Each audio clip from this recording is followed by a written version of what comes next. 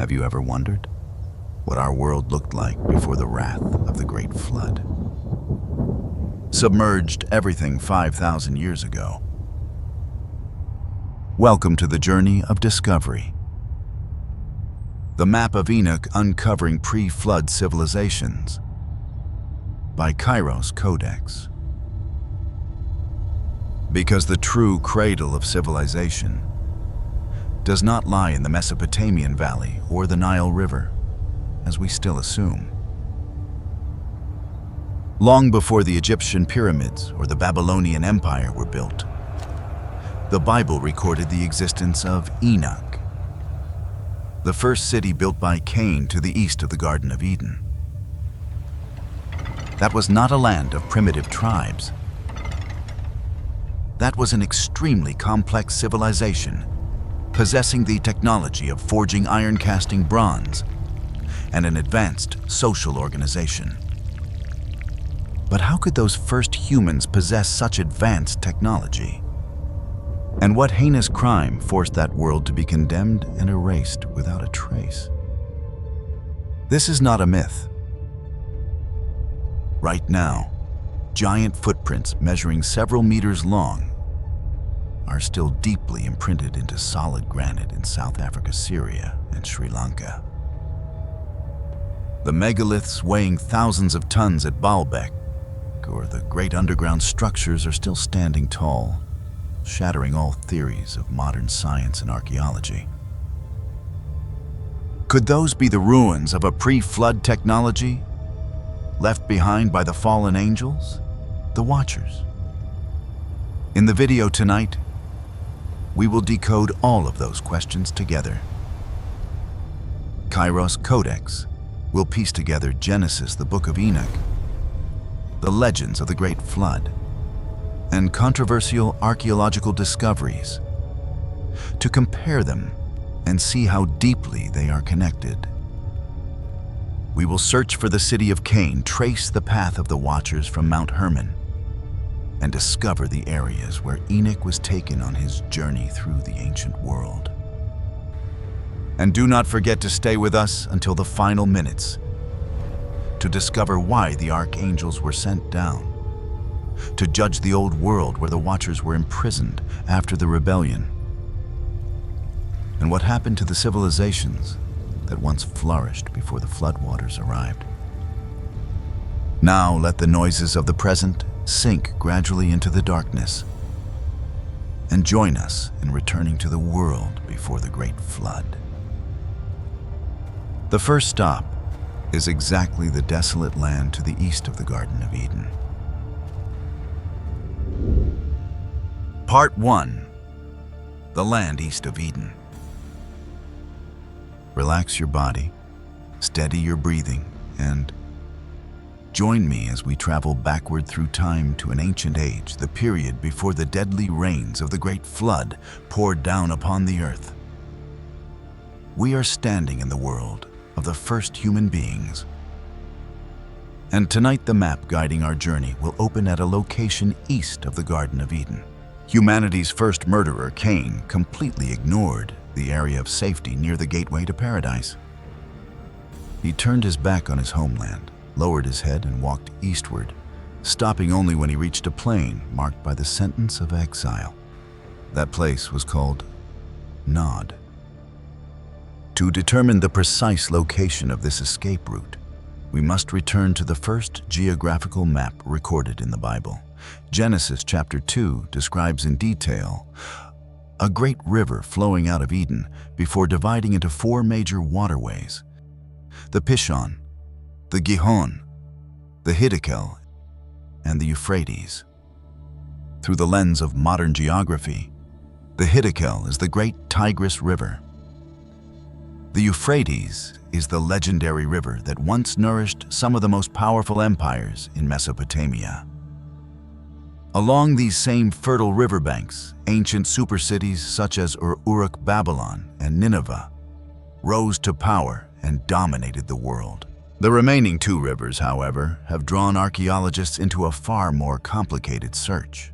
Genesis clearly records that the Pishon flowed around the land of Havilah, a region containing vast deposits of gold, aromatic resin, and precious stones. The Gihon surrounded the territory of Kush.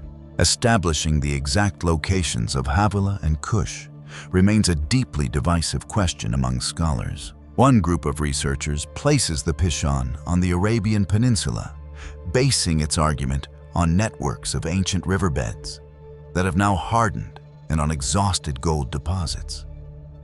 Another group insists that the Gihon follow the Caucasus Mountains, the Iranian Plateau, or an underground branch of a river once connected to the Mesopotamian system.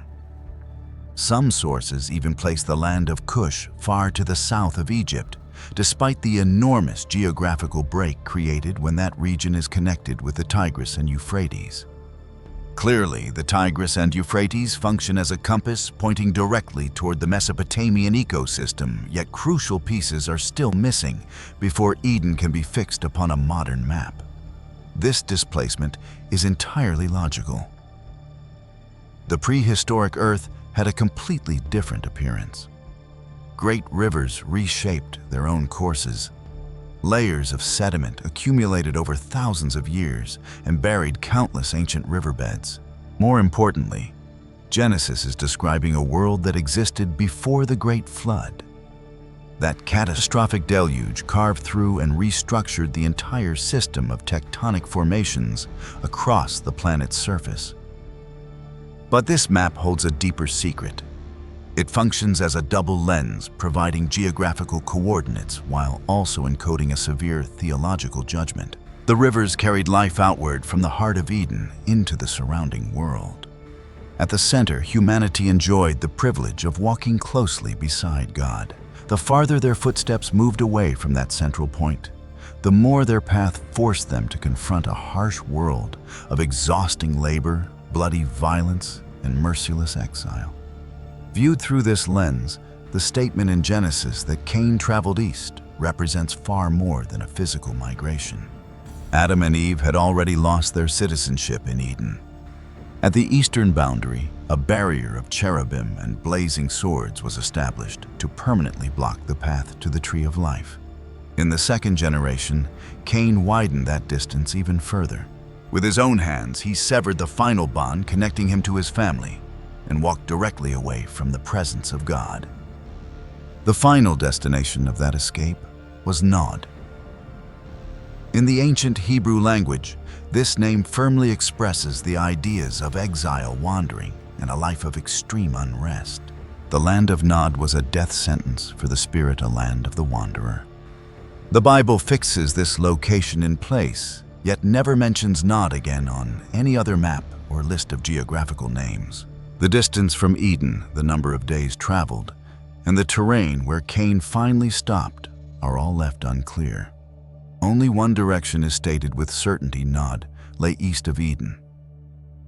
And within that wasteland of wandering, Cain made a decision that directly defied the fate pronounced upon him.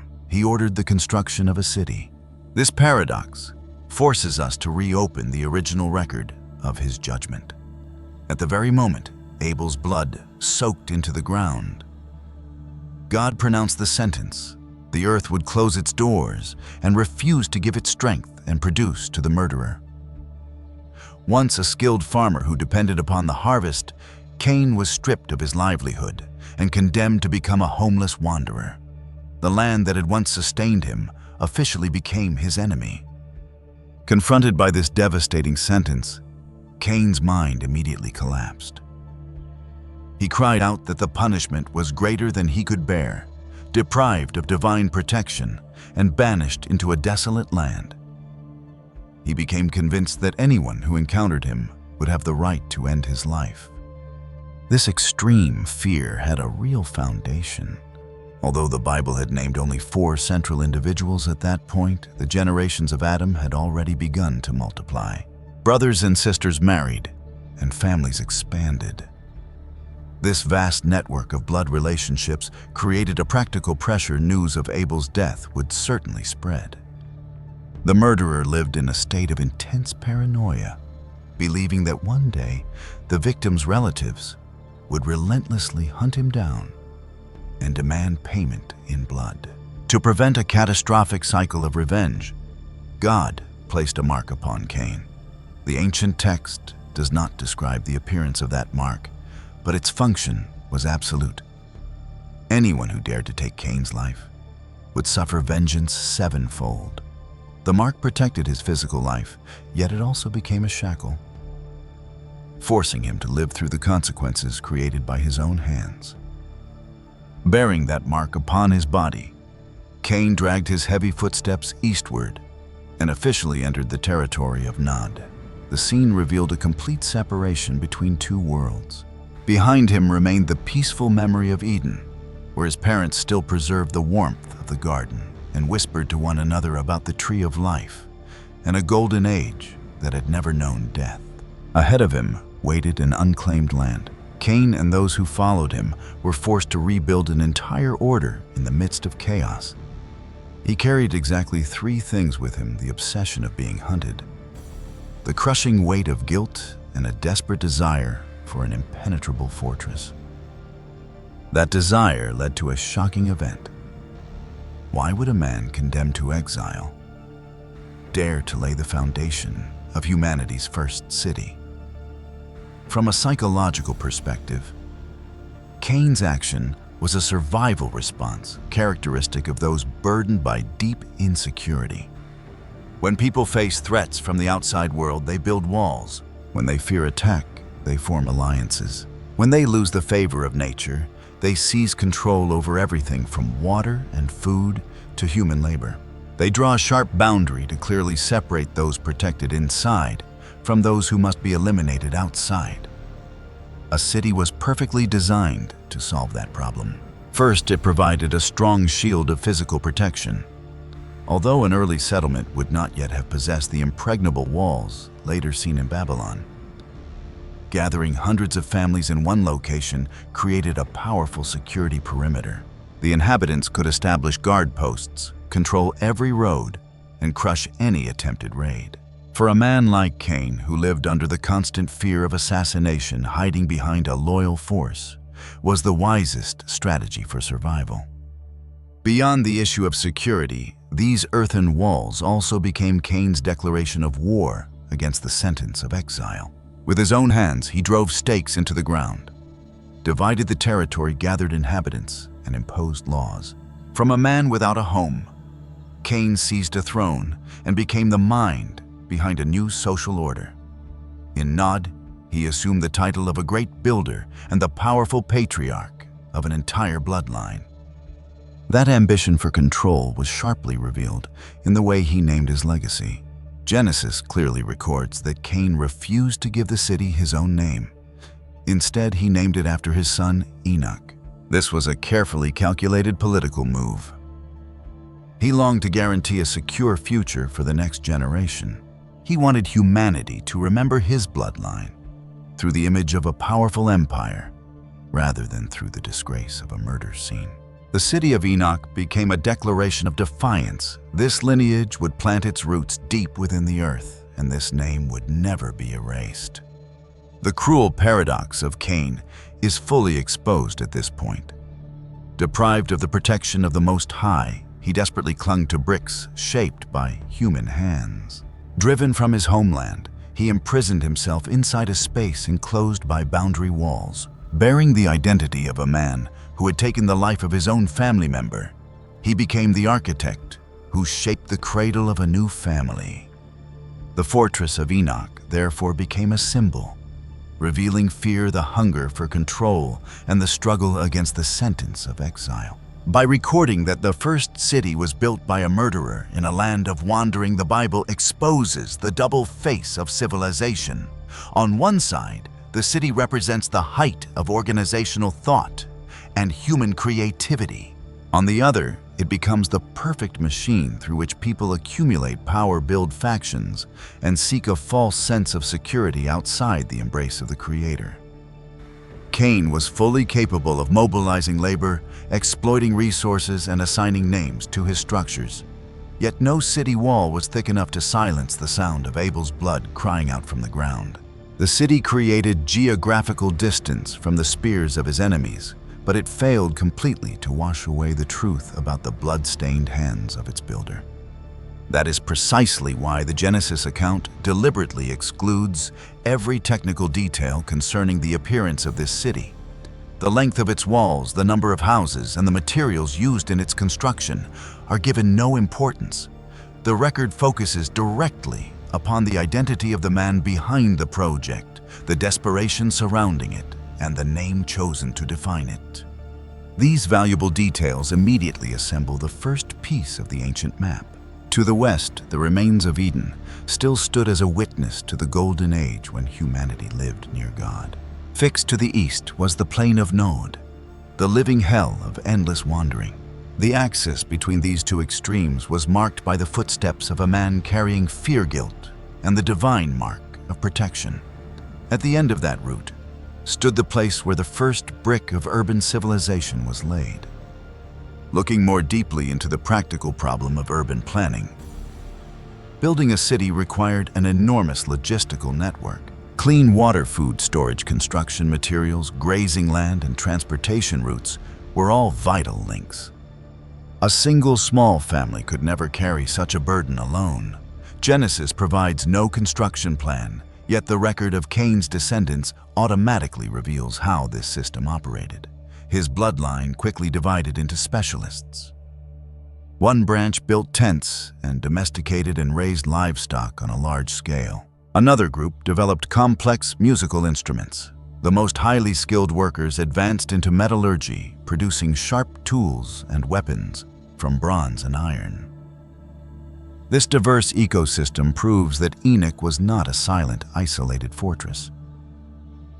It was the central brain controlling the surrounding livestock farms, mines, and busy trade routes. The names of these satellite settlements have either been crushed by time or remain hidden beneath different names within ancient traditions, buried deep beneath the thick layers of mud covering Mesopotamia. As we close the scene of the first city, we must examine once more the name Cain chose. One fact must be stated clearly: this city of Enoch was not named after the great prophet who would later walk with God. It belonged to another Enoch, a direct link in the bloodline of the murderer. Separating these two identities reveals one of the most chilling contrasts in the world before the Great Flood. One Enoch became the foundation stone of humanity's first blood-stained urban empire. The other Enoch was taken from the earth by the Most High and became the only witness permitted to see the day of judgment that would fall upon that same sinful civilization. At the very heart of the land of exile, Cain used stone and brick to resist the divine sentence. He shaped a permanent fortress, an enormous machine of power, and an everlasting monument to his bloodline. Humanity's first city rose out of crime and overwhelming fear, and the name carved upon its gate would forever remain Enoch. Two men named Enoch and the rise of the secular empire. As stated at the beginning of the video, when Cain fled from the presence of God and drifted eastward, he carried with him a devastating sentence that would determine his entire future. According to the historical record in Genesis chapter 4, verses 10 through 12, the ground that had just swallowed Abel's blood was immediately placed under a curse. The fertile soil that had once obediently produced crops now became unyielding, permanently refusing to yield its harvest to the murderer. With his livelihood as a farmer completely destroyed, Cain was forced to redirect his means of survival. He threw his rusted hoe onto the ground and picked up a brick. The creation of the first settlement was Cain's desperate attempt to fill the emptiness left behind by the blessings he had lost forever.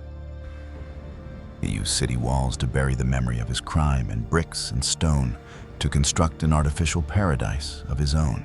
According to the Bible, the moment Cain drove boundary stakes into the ground for this city, he officially laid the foundation stone for what would be called the world, a secular system operating independently and proudly removing the Creator from the larger picture. The murderer decided to place the name of his son upon the gate of that blood-stained city, Enoch. This decision introduces one of the most chilling contrasts in Genesis. because the historical record identifies two men who carried this same name. At first, the identical names can easily create confusion. Many readers who encounter the construction of the city of Enoch immediately assume that it was built by the great prophet Enoch. In reality, however, the genealogical record proves that these two individuals belonged to two completely opposing currents of history. The first Enoch was the flesh and blood of Cain. His name became trapped within earthen walls, serving as a symbol of one man's attempt to rebuild his own empire along the eastern boundary of Eden. The second Enoch appears in Genesis chapter 5, verses 22 through 24, surrounded by an entirely different atmosphere. He belonged to the line of Seth, the son born to Adam and Eve, to fill the emptiness left by Abel. From the root of Seth, the bloodline descended through Enosh, Canaan, Mahalalel, Jared, and finally reached its culmination in Enoch. This was the man honored by a remarkable declaration. Enoch walked with God, and then he disappeared from the earth because the Most High took him away. They shared the same name, yet the legacies of these two men stood in complete opposition. Cain was cruel and filled with ambition. He used bricks, walls, and tyrannical power to preserve the name of his family. By contrast, Enoch of the line of Seth was remembered throughout the ages solely because of a life of absolute faithfulness to God. The contrast between these two men named Enoch exposes Cain's true nature. He was a great counterfeiter. He created a distorted imitation of humanity. Place the list of Cain's descendants in Genesis chapter 4, verses 16 through 18, directly beside the bloodline of Seth in Genesis chapter 5. An intentional pattern of repetition immediately becomes visible. Cain's line had Enoch, while Seth's line answered with Enosh and another Enoch. Cain's branch named Mehujael, while Seth's branch preserved Mahalalel. Cain's side had Methushael, while Seth's side took pride in Methuselah. And at the height of this psychological imitation, both bloodlines produced a man named Lamech. Yet these matching names were only a screen concealing two completely different paths of survival. From the rebellious seed planted in the city of Enoch, Cain's bloodline spread its tentacles outward and constructed a series of satellite centers of power. Supreme authority eventually fell into the hands of Lamech.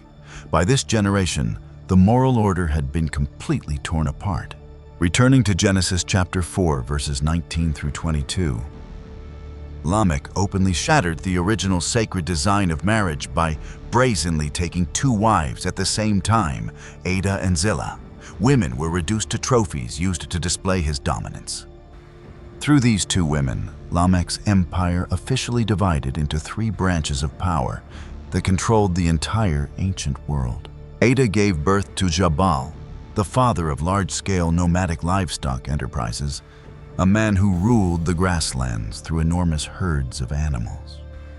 His younger brother Jubal seized control of the arts, personally creating the harp and the flute, and using music to soothe and manipulate empty souls. Meanwhile, through his second wife, Zillah, Tubal-Cain was born.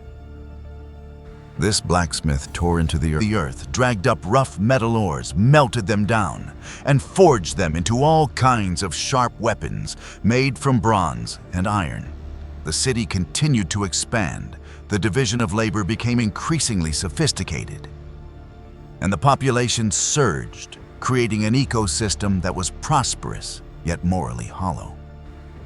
Cities' music and the techniques of metallurgy are neutral in themselves. They are brilliant demonstrations of human intelligence. Yet when a civilization uses that knowledge to push God aside and exalt itself as supreme ruler, disaster is immediately set in motion. This enormous accumulation of material wealth and knowledge became fertile ground for the fallen angels known as the Watchers to descend. These beings did not arrive in an empty wilderness. They landed directly within a society that had already established an organized system. The intervention of the Watchers acted as a deadly catalyst, placing highly destructive weapons and pagan power into the hands of a race that had already lost the ability to control itself. The consequences erupted immediately. Music became an instrument for awakening lust. Plowshares were melted down and forged into deadly swords. Bloody violence escalated beyond control, transforming the great cities of Cain's descendants into enormous slaughterhouses. The report in Genesis chapter 6, verses 1 through 13 confirms that corruption had reached its critical limit. The time had come for the Most High to intervene with a complete sentence of judgment. The surface of the world would be cleansed through the fury of the great flood. Facing this vision of the end of the world, Enoch of the line of Seth became its greatest witness. Turning to the Book of Enoch, the ancient Ethiopian text clearly reveals that he was granted access to the order of the universe. He personally witnessed how the machinery of Cain's civilization operated, saw through the corruption of the Watchers, and understood why that entire proud order had to be purged. He stood at the final boundary and sounded the death knell for a decaying age. And into the final chapter of that age, the sentence of history was carried out. After thousands of turbulent years, archaeologists remain completely unable to locate the city of Enoch. Its powerful defensive walls and busy commercial roads were crushed and mercilessly erased from human memory. The city bearing the name Enoch was blacked out from every map, but the man named Enoch lives forever within the consciousness of faith. The root of Seth blossomed and bore fruit, leading directly to Noah, the only righteous man worthy of building the vessel of salvation. The seed of humanity was preserved through the fury of the waters, while Cain's entire great empire, its beautiful music, and its sharpened swords were left to decay forever beneath thousands of layers of deep mud. Part 2. Enoch, the first super city whose traces were erased. The first city mentioned in the Bible did not bear the name of the man who built it. Cain was the one who began the construction. He personally selected the location, gathered his family, imposed labor discipline, and drove the first foundation stakes into the ground. Yet the moment the structure began to take shape, Cain decided to carve the name of his son onto the sign hanging above the city gate, Enoch. The act of placing his son's name upon the city gate reveals that Enoch was far more than an ordinary architectural project. By raising fortified walls, Cain was using physical matter to resist God's sentence of exile, creating a fortress of survival to calm his own overwhelming fear. He had lost the privilege of living within the borders of Eden. The flaming sword of the cherubim had permanently sealed the road leading back. Therefore, he poured all his strength into shaping a new center of power, binding the future of his bloodline to an architectural system controlled entirely by human hands. Genesis, however, delivers a stunning blow to researchers by placing this structure under an extremely strict veil of secrecy.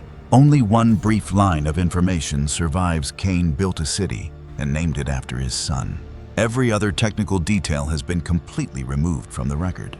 The planned area remains sealed. The number of inhabitants disappears into darkness. The design of the defensive system, the transportation network, and the entrance gates has vanished from memory. Most importantly, the source of the building materials remains surrounded by enormous questions. Did the inhabitants of Enoch use baked mud bricks, the material that would later shape the appearance of the Mesopotamian empires? Mud brick was ideally suited to floodplains, yet it possessed one fatal weakness. It could easily erode and break down when exposed to floods, wind, and the passage of time. Or did they carve massive blocks of solid stone and cut down ancient forests to construct impenetrable fortresses? Whatever materials they used, the construction certainly required an enormous system of extraction, transportation, and human labor. And even now, archaeologists around the world remain completely powerless to locate it. No scanning device has ever successfully identified the coordinates of Enoch. No stone monument bearing the name of Cain has been pulled from the ground. No clay tablet has declared that it belonged to the city described in chapter 4 of Genesis. No layer of architectural ruins has allowed scientists to establish a direct connection with humanity's first family. This perfect disappearance forces us to confront a difficult question. How could a supercity be completely erased from the face of the earth? The answer lies within the physical nature of the ancient landscape itself. A city constructed from mud bricks would naturally dissolve back into the earth after thousands of years.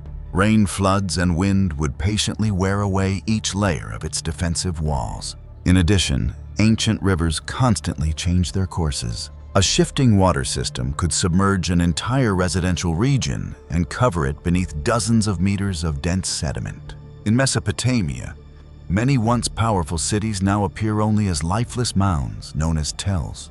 Beneath the wild grass lie dozens of layers of houses, temples, and streets compressed upon one another through countless generations. If Enoch once stood within such an ecosystem, its ruins may now be sleeping beneath an unidentified mound, crushed beneath a younger city, or buried deep within the bed of a vanished river.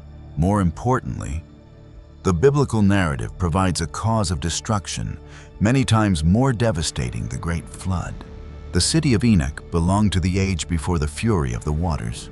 When the fountains beneath the earth burst open and the climate system collapsed, every structure, roadway, and landscape of the old world was crushed, torn apart, and violently reshaped. The traces of Enoch were swept away together with the sentence of judgment pronounced upon that age.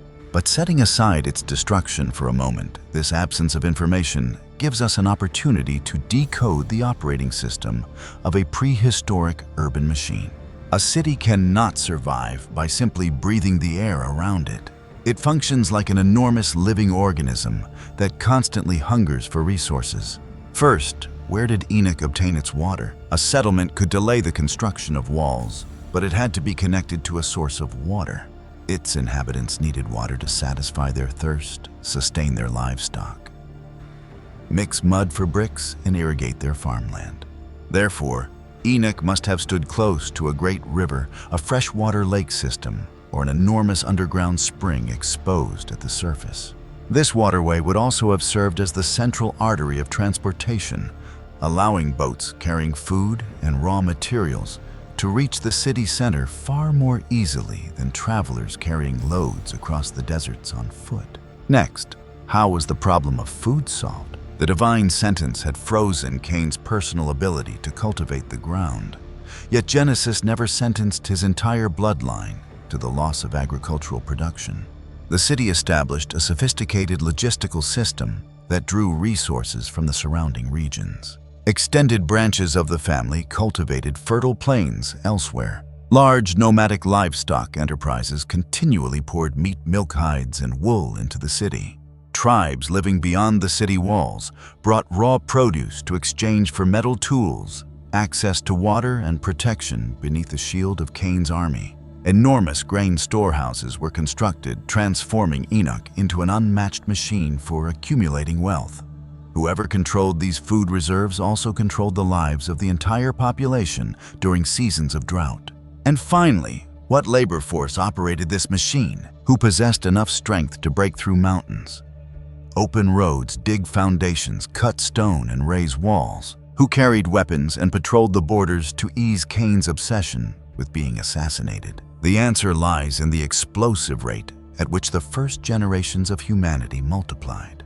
The expanding branches of the bloodline grew at astonishing speed, providing an abundant workforce and accelerating the process of occupational specialization.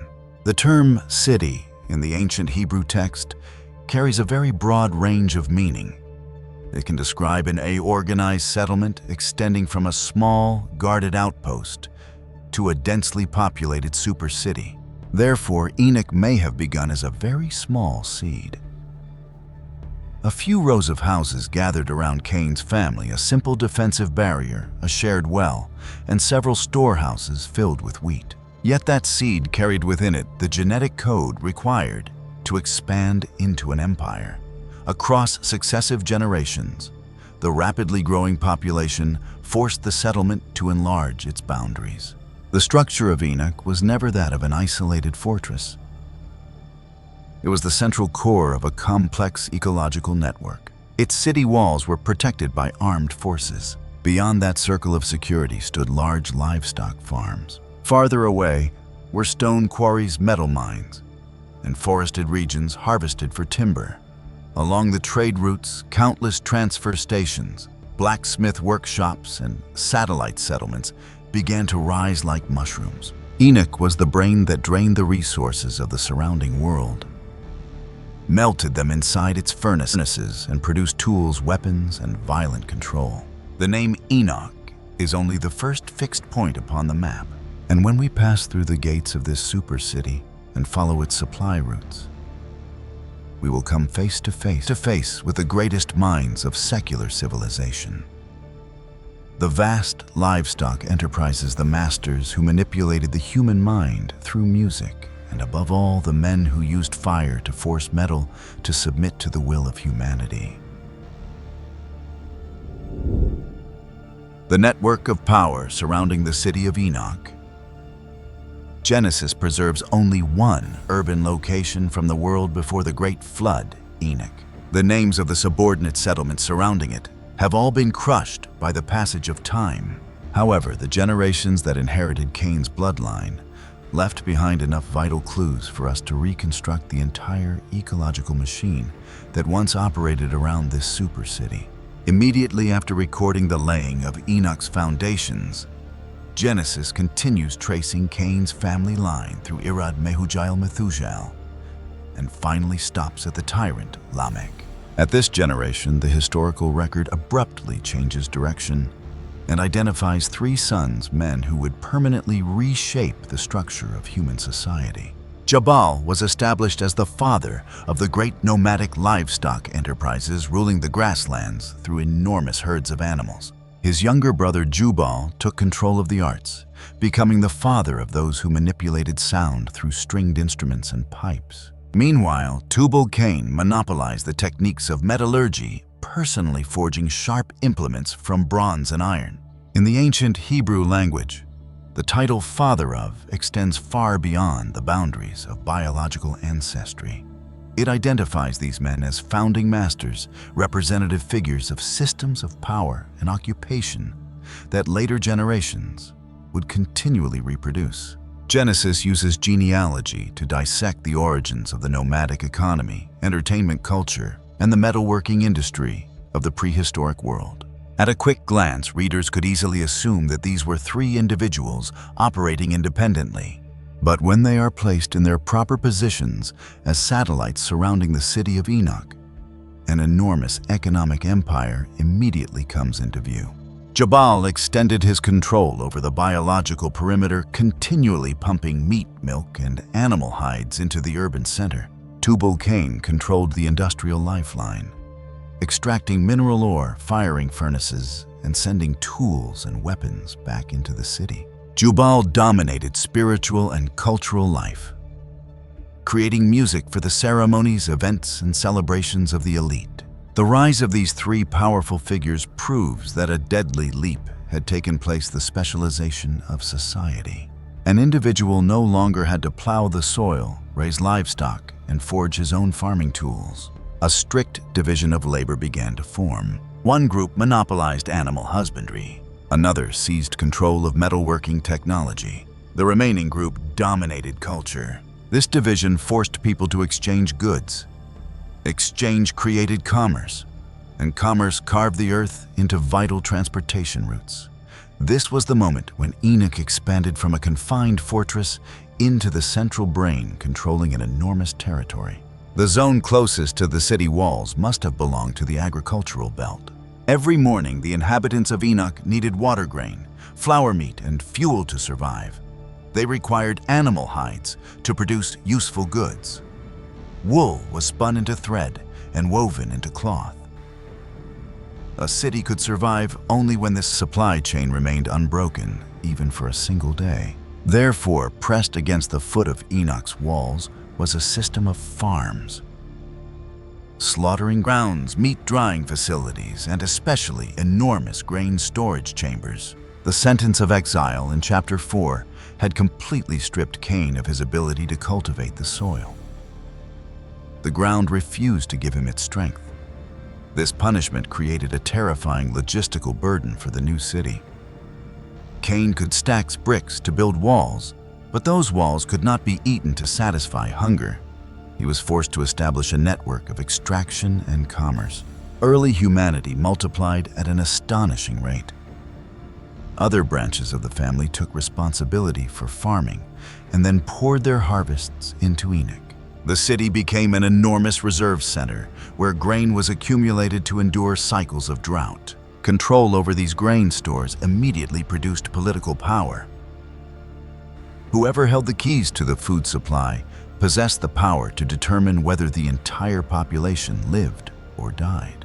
From the instinctive need to survive, Enoch developed a sophisticated system of domination that included tax collectors' standardized measurements and military forces guarding the storehouses.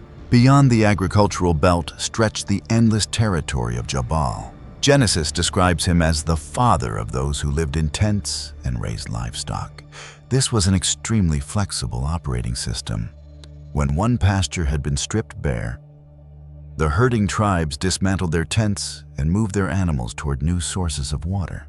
The relationship between these nomadic tribes and the inhabitants of Enoch was one of direct mutual dependence. The people of the city provided storage facilities, metal tools, and military protection. The nomads supplied cattle milk, hides, wool, and draft animals in return. The trading crossroads outside the gates of Enoch developed into busy marketplaces. Over time, that commercial activity settled into permanent satellite communities containing repair workshops, public wells, and roadside inns. However, this mutual dependence also concealed deadly fractures. The greatest paradox of Enoch's empire lay in the fierce confrontation between two ways of life. Cain exhausted himself building city walls to escape a life of wandering. Yet, generations later, his descendant Jabal abandoned those walls and led his entire family across the grasslands, alongside enormous herds of livestock. This difference soon ignited bloody conflicts. As the population exploded, the boundaries required for survival immediately came under threat. The people living inside the city needed land to expand their farms. Nomadic herders needed pasture and water for tens of thousands of animals. In the dry wilderness, a freshwater lake immediately became a strategic asset. A patch of young grass was enough to cause families to draw their swords and slaughter one another. To protect its trade routes and water supplies, the city of Enoch was forced to use violence, and that violent power rested entirely in the hands of the third surrounding zone, the industrial complex of Tubal-Cain. The Bible clearly records that Tubal-Cain was a master craftsman in bronze and iron. Geographically, these mineral resources would never have been found beneath the muddy soil of the city. To obtain metal, Enoch had to open roads leading directly into rugged mountain regions. From this point, an enormous supply chain emerged. Miners tore into rocky cliffs to extract ore. Transport workers carried the raw ore toward the outskirts of the city. Woodcutters felled vast forests and burned the timber into charcoal. Finally, metal workers melted the ore inside high-temperature furnaces and cast it into finished products. Because of the heavy smoke and the danger of fire, these workshops were pushed away from residential areas. A series of blazing industrial districts quickly rose around Enoch, operating continuously throughout the day and night. Metal immediately changed every rule of the ancient world. Iron plow blades allowed people to cultivate even the driest soil. Bronze axes easily brought down ancient trees. Chisels and hammers made it possible to raise towering city walls. Yet the cruelest truth was this: the same furnace produced plow blades for cultivation and swords that took human life. Genesis intentionally places the record of the metalworker Tubal-Cain directly beside the blood-stained declaration of his father, the tyrant Lamech. Lamech openly boasted that he had used a weapon to kill a young man, while also demanding the right to slaughter anyone who dared to touch him. This arrangement exposes a devastating truth. The farther technology advances, the easier it becomes for human beings to destroy one another. A farming tool helps humanity overcome nature, but an iron sword allows one family to cut the throat of another with ease. Whoever monopolizes metalworking technology gains the power of life and death, over the entire world. Finally moving through the smell of blood, the violent blows of hammers upon anvils, and the roaring of livestock, came the sound that lulled the mind created by Jubal. The appearance of harps and pipes proves one reality: Enoch had become extraordinarily wealthy. Its inhabitants had accumulated enormous stores of food. They had escaped the condition of working themselves to death every day merely to fill their stomachs. With leisure time available, the arts began to rise. They knew how to stretch animal sinew across wooden frames to create stringed instruments. They knew how to carve holes into hollow bones to produce pipes. Yet, within a society already decaying through violence, music quickly became an instrument of manipulation. It was used to attract crowds, provoke emotions during ceremonies, and serve as a luxurious ornament through which rulers displayed their wealth. The melodies of Jubal flowed outward from Enoch, traveled with merchant caravans into distant nomadic camps, and functioned like a cord binding the entire empire together. From the perspective of anthropology and urban archaeology, the network established by Cain precisely resembles the model of an early state operating through monopoly. Professor James C. Scott, a leading specialist in the formation of ancient states, has demonstrated that the earliest empires were always built upon a foundation of grain. Unlike meat or vegetables, wheat could be easily measured, stored for many years, and used perfectly as an instrument of taxation. By constructing enormous grain warehouses at the center of Enoch, the elite weaponized the food supply. By holding the keys to the storehouses, the rulers directly seized the throats of tens of thousands of lives, transforming independent communities into populations completely dependent upon the distribution system of the urban center. Alongside this economic power, archaeology confirms that the appearance of metallurgy ignited humanity's first arms race. The furnaces of Tubal-Cain functioned as workshops, holding a monopoly over the production of violence. When metal weapons replaced spears and blades made of stone, warfare shifted from scattered clashes into organized campaigns of slaughter. And to control the population within such a high-pressure society, the art of Jubal appeared as a system of ideological manipulation. Music and elaborate ceremonies were used by the ruling class to pacify dissatisfaction, create the illusion of order, and strengthen the legitimacy of their brutal regime. The population exploded. Wealth accumulated on an enormous scale. Technology advanced with tremendous force. Yet, history continually demonstrates a brutal pattern. The concentration of power is always accompanied by the collapse of the moral compass. Systematic violence, extreme class division, and internal corruption pushed this civilization to the very edge of self-destruction. However, the Hebrew historical record completely seals the geographical files of this age.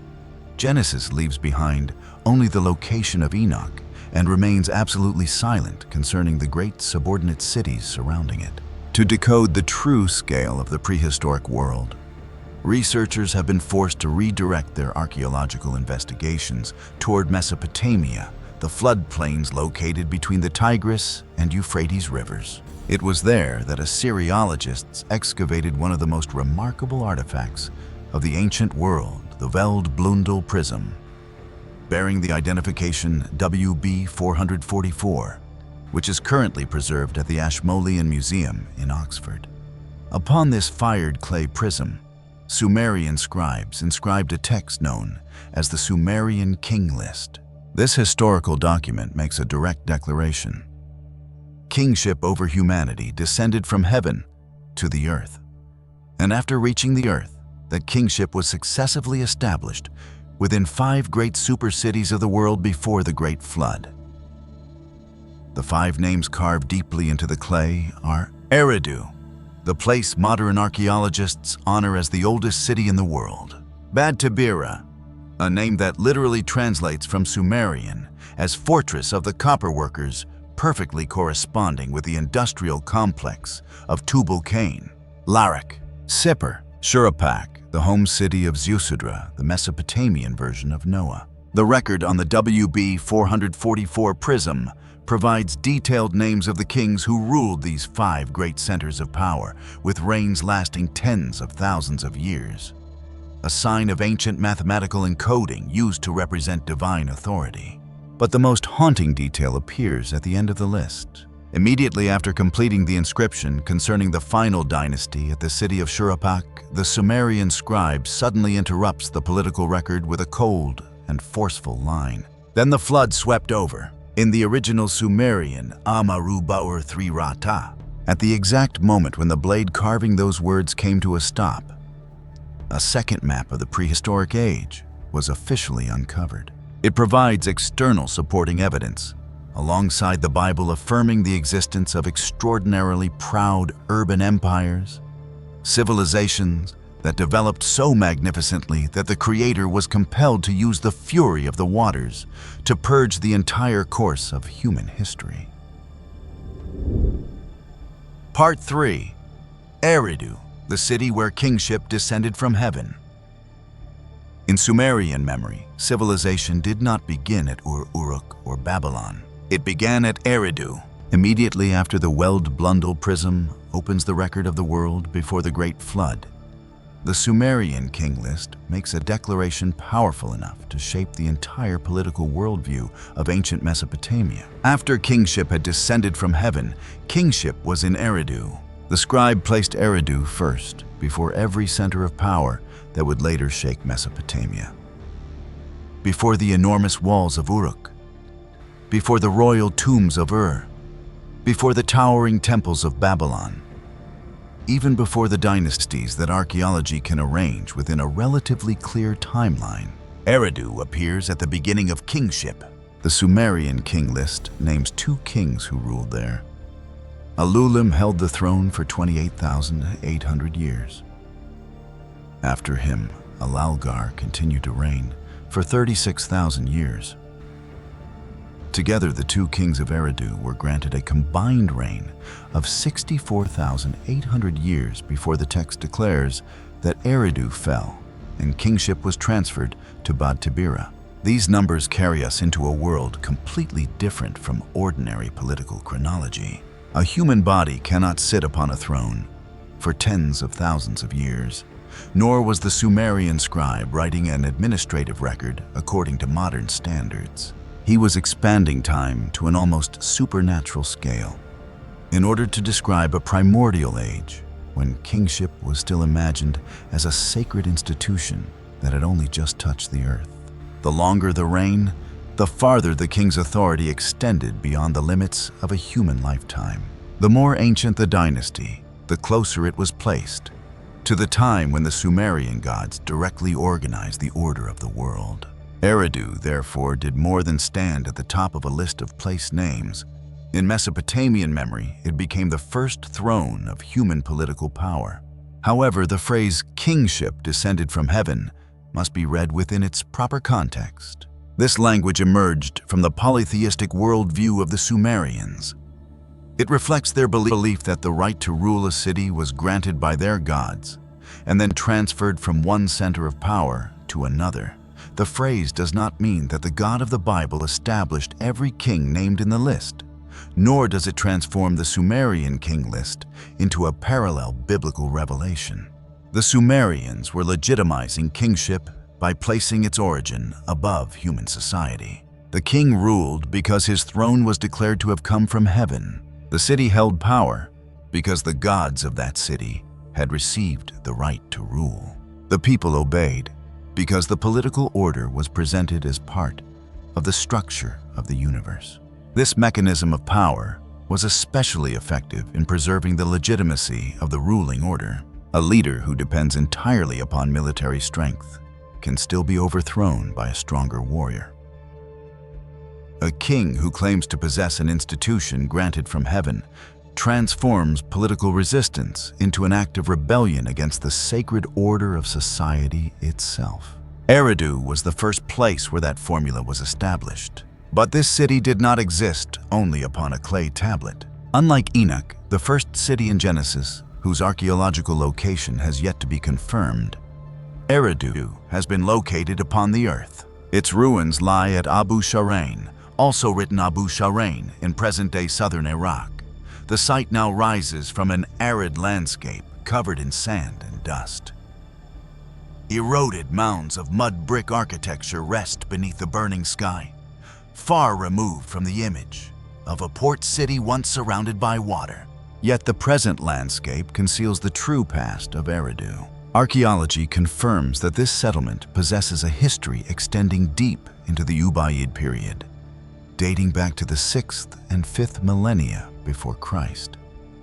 Excavations reveal that Eridu developed from a village into a larger center containing public architecture, a cemetery outside the residential area, and a sequence of occupation long enough to make it one of the most important sites for studying the emergence of urban society in southern Mesopotamia.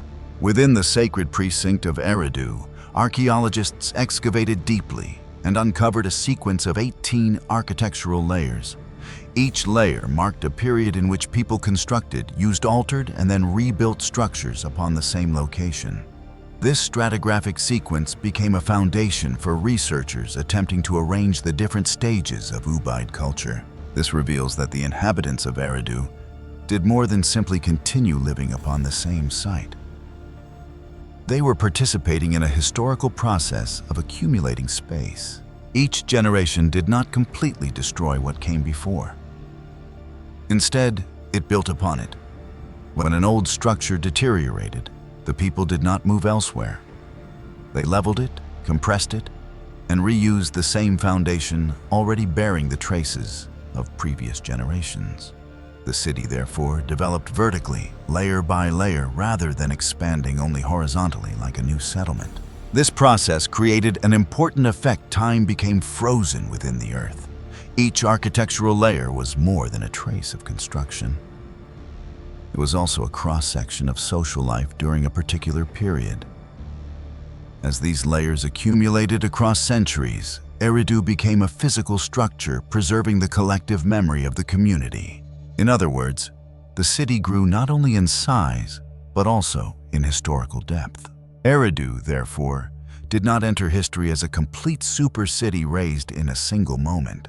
It developed through layers built upon one another. Homes appeared one after another. Mud brick walls were raised and later replaced. Residents arrived, lived, gave birth, and buried their dead across many generations. Public structures were repeatedly rebuilt upon their former foundations. This process created the characteristic settlement mounds of Mesopotamia, ancient people built with mud gathered from the plain. When the architecture collapsed, the materials returned to the soil.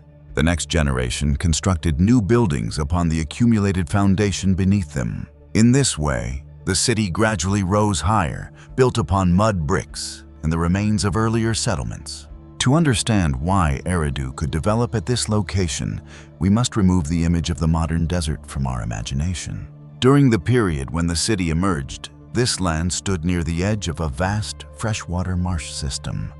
River branches, shallow waterways, reed beds, natural channels, and raised areas of ground formed an ever-changing landscape. Eridu, Ur, and Uruk once stood near marshlands, where settlements could develop upon ridges or elevated mounds, resembling islands surrounded by water. UNESCO describes this shifting environment as the central region in which the first cities of southern Mesopotamia developed. Imagine Eridu on a morning thousands of years ago. Sunlight shines across a broad, shallow surface of water, divided by tall bands of reeds. Small boats glide through narrow waterways. Fishermen pull their nets from places where schools of fish move between the marsh and the river. Livestock are led toward elevated ground, where the soil is dry enough for the animals to stand and feed. Cooking smoke rises from houses built of mud and reeds. Farther away, residents deepen or widen a canal to carry water toward cultivated fields. At the highest point of the settlement, the sacred structure stands as the center of orientation for the entire community. Here, water determined everything. It supplied fish. It softened the earth used to make bricks. It nourished fields of grain. It kept livestock alive through the dry season. It transported reeds, food, people, and goods between settlements separated by marshland. A boat could carry far more cargo than a person could bear upon the shoulders. When a city stood within a network of rivers and canals, the water became the fastest road connecting Eridu with food-producing regions, fishing grounds, and neighboring communities. This environment transformed Eridu into a city of water. But water became an economic power only when human beings learned how to organize it. Water flowing freely could bypass a field and flood a residential district. A canal dug in the proper direction could carry life precisely where the city needed it.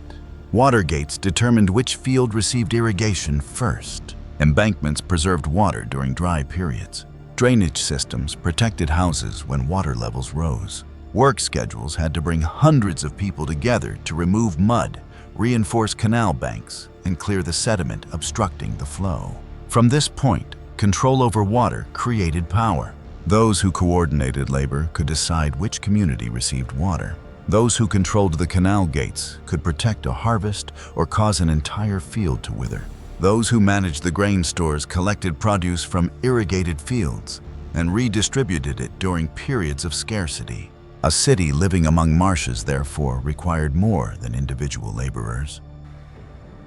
It needed plans, schedule supervisors, and a center capable of gathering human labor. Eridu transformed hydrology into the foundation of urban power. Water sustained the inhabitants. Control over water sustained the state. This mechanism helps us understand why the Sumerians placed Eridu under the protection of Enki.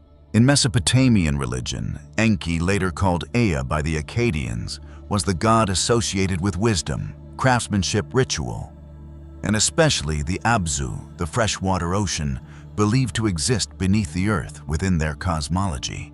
Enki was regarded as the patron god of Eridu, and his temple was named Eabzu, meaning House of the Abzu. For people living within a constantly shifting water environment, this choice aligned perfectly with their daily experience. Fresh water rose from beneath the earth. Canals carried water to the fields. Fish moved through the currents. Reeds formed natural walls around the marshes. The water season determined the times for planting, harvesting, and travel. The Sumerians observed this system and interpreted it through their theology. They connected water, technical wisdom, and urban order with Enki. The city that controlled water became the city of the god who ruled the Abzu. From this point, the temple and the water system merged into the same structure of power. Eabzu was more than a location containing an object of worship. The sacred precinct of Eridu became a center where labor materials and communal memory were concentrated. The fact that generations repeatedly rebuilt structures upon the same ground reveals that this location held an enduring role extending far beyond the lifespan of any single family. A house belonged to one bloodline. A public structure rebuilt over hundreds of years belonged to the entire order of the city. Those who organized the construction had to mobilize brickmakers, mud carriers, reed suppliers, carpenters, and the workers responsible for feeding the entire labor force. As the scale of the structure increased, the authority of the sacred center became increasingly visible. The materials of Eridu came primarily from the surrounding environment. The plains of southern Mesopotamia provided a nearly limitless supply of clay. The inhabitants mixed mud with plant material, placed it into molds, and dried the bricks beneath the sun. Reeds were used for roofs, walls, rope boats, and many other objects. Clay was shaped into pots, bowls, storage vessels, and later tools for keeping records. Archaeological work at Eridu has uncovered a long sequence of Ubaid pottery and many objects recovered from graves, revealing that the inhabitants developed techniques for producing, decorating, and using ceramics across multiple periods. Pottery transformed the community's entire capacity for storage. Water could be carried from the canal into the home. Grain could be protected from moisture and animals. Fish meat and other products could be processed and preserved. Surplus goods could be placed inside vessels, sealed, and transported by boat to places of exchange. Each vessel, therefore, became a link within the logistical chain. The more a city could store, the greater its ability to survive unstable environmental cycles. But the marshland landscape always possessed two sides. Water carried fertile sediment onto the fields. It could also destroy canal banks, water-lifted boats, and open trade routes. It could also sweep away houses, livestock, and grain stores in a single night. A season with the right amount of water created prosperity. A flood exceeding its boundaries transformed the entire plain into an enormous lake. For this reason, the first city in Sumerian memory appeared at a place where the source of life and the threat of destruction traveled through the same current. This tension is also clearly visible in the flood tablet, the Sumerian clay tablet concerning the Great Flood, now preserved at the Penn Museum. This clay tablet was excavated at Nippur and dates to approximately 1650 before Christ. The surviving portion of the text describes the gods assigning the construction of cities before the flood. 5 city names are preserved, including Eridu, which is described as a port city, and assigned to Ea or Enki, the god of water. Later, Enki himself reveals the plan to destroy humanity through a flood to Ziusudra and advises him to pay attention to the warning. The structure of the story creates a powerful paradox. Enki protects the city of water. Enki represents the fresh water source that sustains civilization.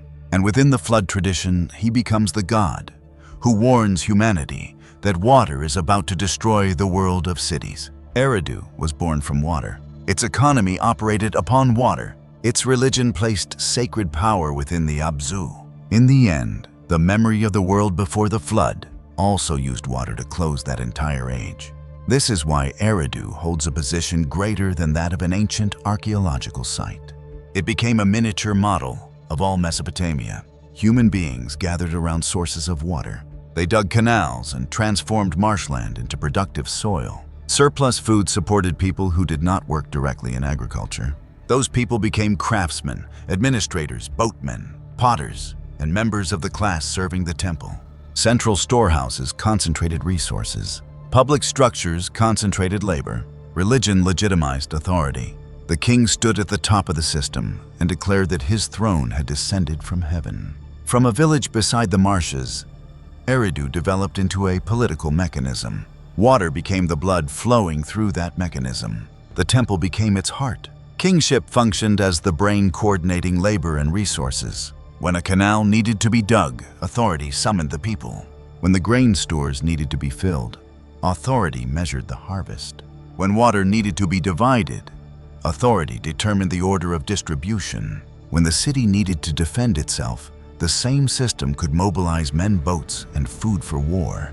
Therefore, the opening statement of the Sumerian king list was more than a religious declaration. It was the charter of the urban regime. Kingship descended from heaven, gave the king the authority to stand at the center of the water supply, the grain stores, the temple, and the population.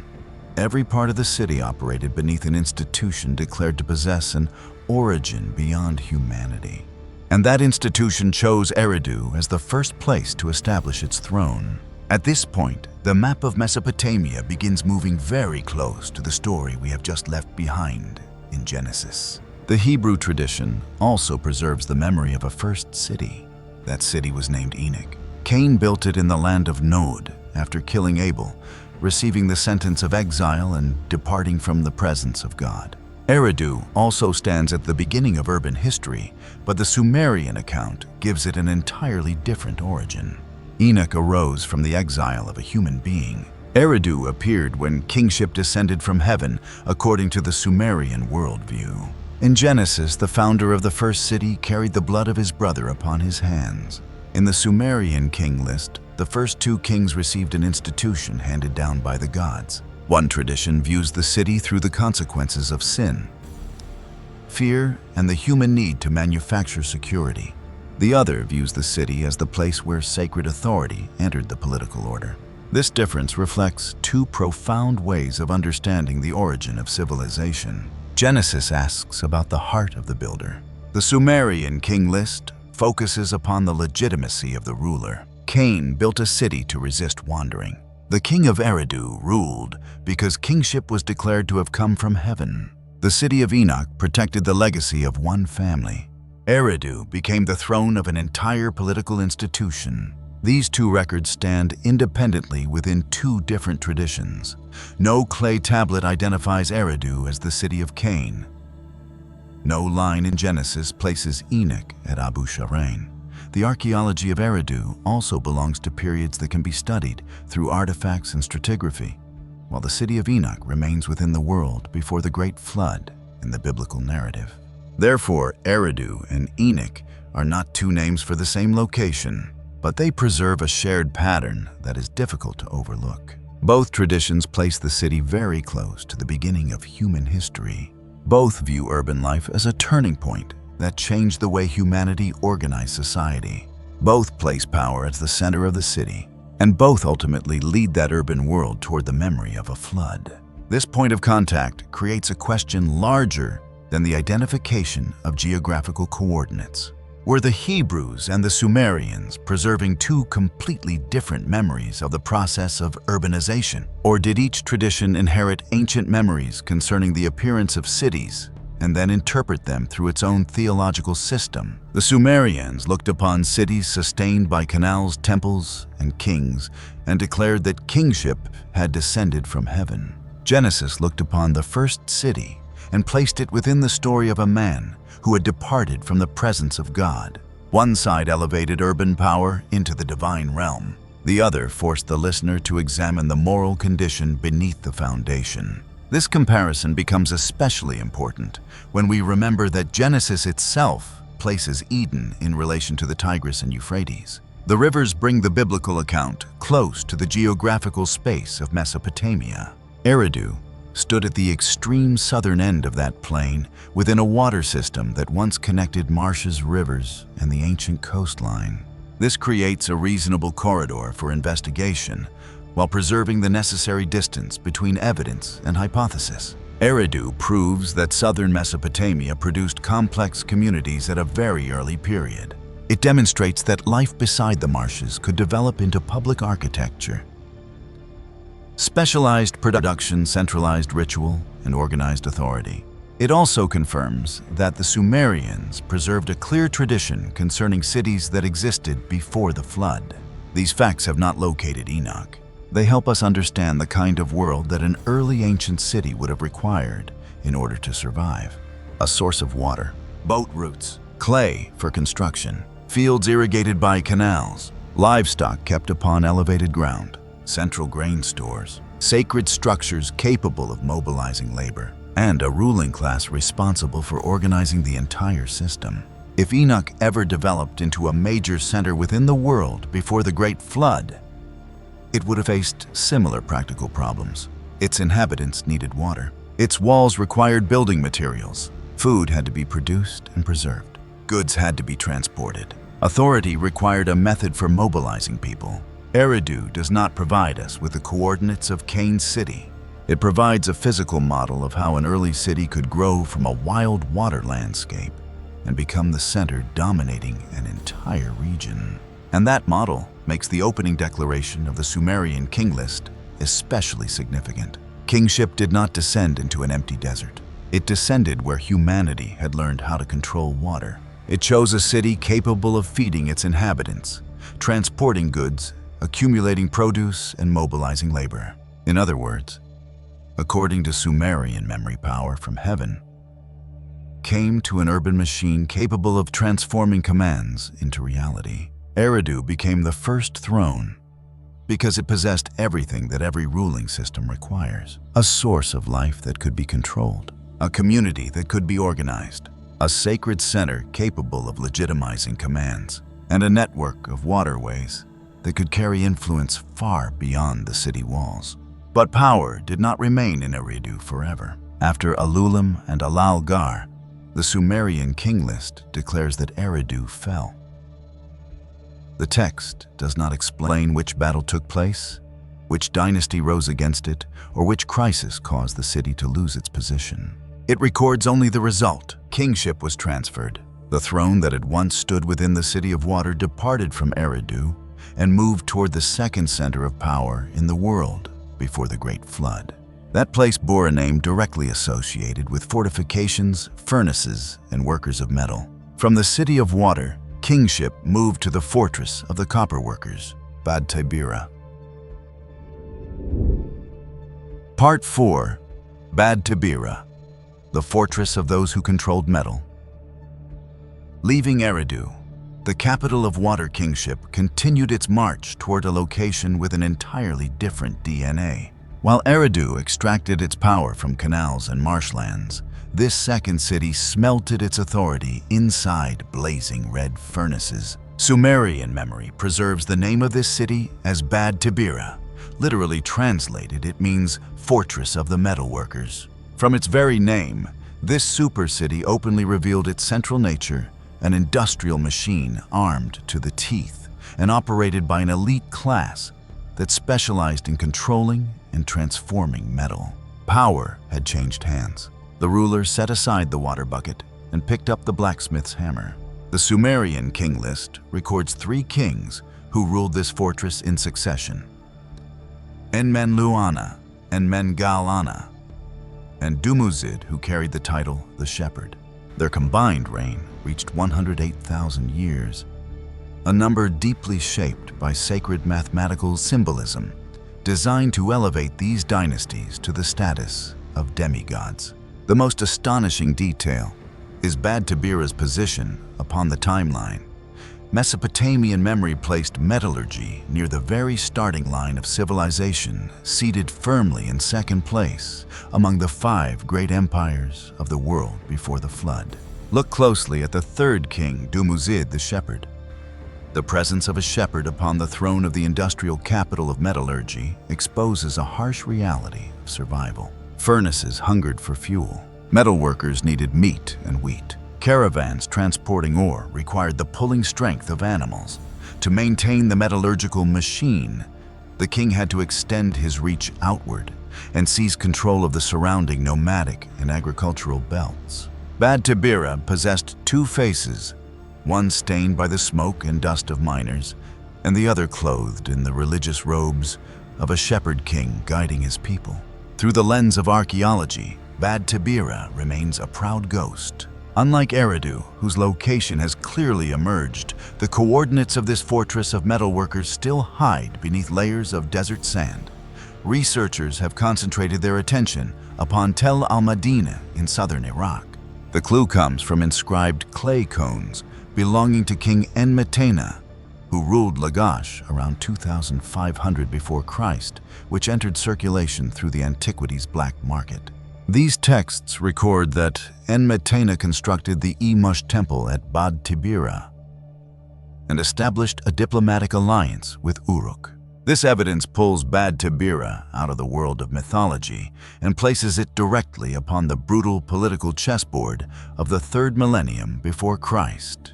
Its walls have been buried and its furnaces have grown cold. Yet its power remains imprinted upon lifeless tablets of clay. Look directly at the geological map of Mesopotamia to understand the madness of this empire.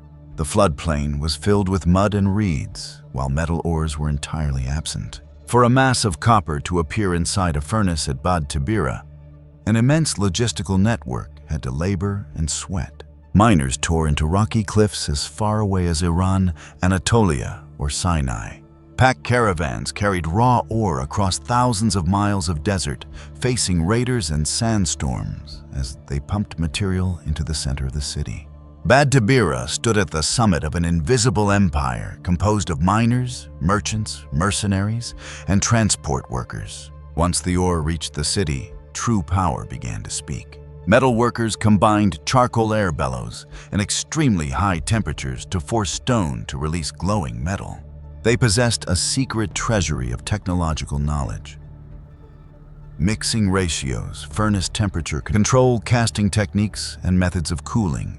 This knowledge transformed them into strategic assets of the state. Metal immediately redrew the entire structure of ancient society. When thousands of bronze blades were recorded upon clay tablets and distributed through an administrative system, metal became political power. Iron plow blades multiplied the amount of land that could be cultivated. The elite wore gold and silver jewelry to display their elevated status. most devastating of all armies equipped with alloy-tipped spears, could easily crush tribes that relied only upon stone weapons. The scarcity of metal created an absolute pyramid of power. Whoever controlled the furnace held the power of life and death over the entire land. This turning point confronts us with a chilling correspondence between the Sumerian Chronicle and Genesis. The Bible identifies Tubal-Cain as the master craftsman of bronze and iron in the world before the flood. He stands directly beside his father, the tyrant Lamech, a man who glorified killing and the law of the strong. Two independent traditions intersect. At the same sharpened point, metal technology served as a central pillar of ancient civilization while also igniting the explosion of organized violence. The hammer striking the anvil produced the plow blade that fed humanity, but it also forged the sword that took human life. Technology expanded the limits of human ability, yet the greed of those holding power determined the direction in which the blade would strike. But every empire reaches its end. The Sumerian king list closes the record of Bad-Tibira after its third dynasty. The few clues concerning the cause of its collapse remain buried beneath layers of fired clay. A broken ore supply, a river changing its course, or a bloody invasion, the true cause remains completely silent. The text leaves behind only one cold judgment: the furnace lost the right to hold the throne. Kingship continued its journey, moving directly toward an even more mysterious location. It departed from the Fortress of Metal and entered the lost city, Larak. Part 5, Larak, the Lost City. Leaving the metallurgical fortress of Bad-Tibira, Kingship continued its journey toward the third point on the map of the world before the flood. But this time, the throne entered an empty space. Eridu has been identified at Abu Sharain. The ruins of Sippar still lie at Abu Haba. Shuruppak has been identified with the Mound of Farah. Larak alone has yet to provide archaeology with a location certain enough to fix its name upon the modern map. One of the 5 cities that existed before the flood remains lost. The Sumerian king list calls this city Larak, commonly written as Larak in modern sources. After Bad-Tibira fell, kingship was transferred there. Only one king appears upon its throne, Ensipidzidana. He was granted a reign of 28,800 years. The text then closes the record with a brief judgment. Larak fell. Kingship was immediately transferred to Zimbir, the city known today as Sippar. Compared with Eridu and Bad-Tibira, the record of Larak is chillingly brief. One city, one king, one reign lasting tens of thousands of years, according to Sumerian symbolic time. Then the entire center of power disappears from the narrative after only a few lines. But Larak was never a meaningless name, inserted by a scribe to fill an empty space. In the Sumerian flood story, 5 cities from before the flood were assigned to 5 patron deities. Eridu was given to Nudimmud or Enki. Bad-Tibira was given to the mistress. Larak, the 3rd city, was assigned to Pabilsag. After the names of the cities were proclaimed the river, and smaller canals began to operate, bringing the entire land into an urban order. This detail places Larak within the same sacred structure as the other 4 cities. It had a king. It had a patron deity. It stood within a network of rivers and canals. It received kingship as the 3rd center in the succession of ruling cities before the flood. Another Sumerian work titled The Journey of Pabilsag to Nippur calls the house of Pabilsag at Larak noble, and then describes his city as a mighty city filled with abundance. Larak, therefore, did not exist in Mesopotamian memory as a forgotten little village. It was imagined as a city with a temple authority and resources substantial enough to receive the throne of the world before the flood. But upon the earth, it has become a ghost. Researchers currently place the search area for Larak around the region of Isin in southern Iraq. Pabilsag, the patron deity of the city, appears in texts from Ur-Lagash, Girsu, Umanipur, Babylon, and Isin. The concentration of his worship around Isin makes this region the most reasonable area in which to locate Larak. Yet no archaeological mound has produced enough inscriptions from the site itself to be conclusively identified as the city. This creates a remarkable paradox. The name of the city survived. The name of its king survived. Its patron deity survived. Even the memory of its wealth and power survived. Only the physical city disappeared. To understand this, we must examine the geological body of southern Mesopotamia itself. The Mesopotamian plain has never been a motionless stage. The Tigris and Euphrates continually changed their courses. River branches divided, rejoined, and were eventually sealed by sediment. A canal expanded by human hands during one period could become a dead waterway during the next. Floods carried clay and fine mud, depositing new layers of sediment over old settlements.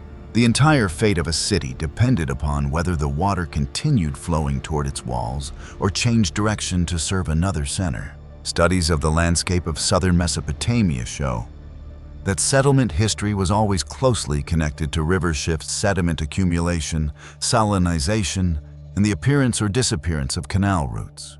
Many communities located within low marshland regions were buried beneath layers of Holocene sediment, causing them to almost completely vanish from the modern surface. Larak may have suffered this exact fate. A city dependent upon a river loses its lifeblood when the water changes direction. The fields gradually dry, merchant vessels choose another port.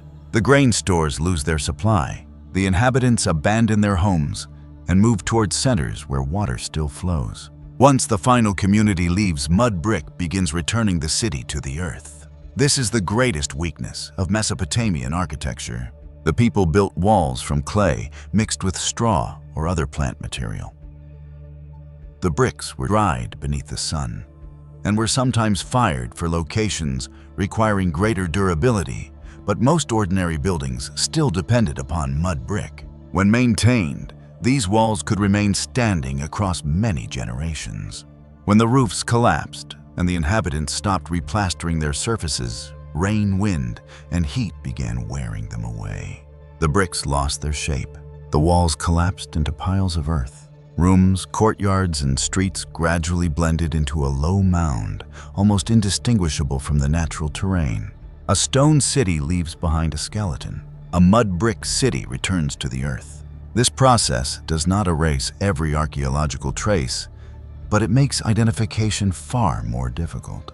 When a settlement mound contains no inscription bearing its local name, researchers see only architectural layers, pottery, and evidence of human occupation. They know that a community once existed there, but the name used by its ancient inhabitants remains beyond their reach.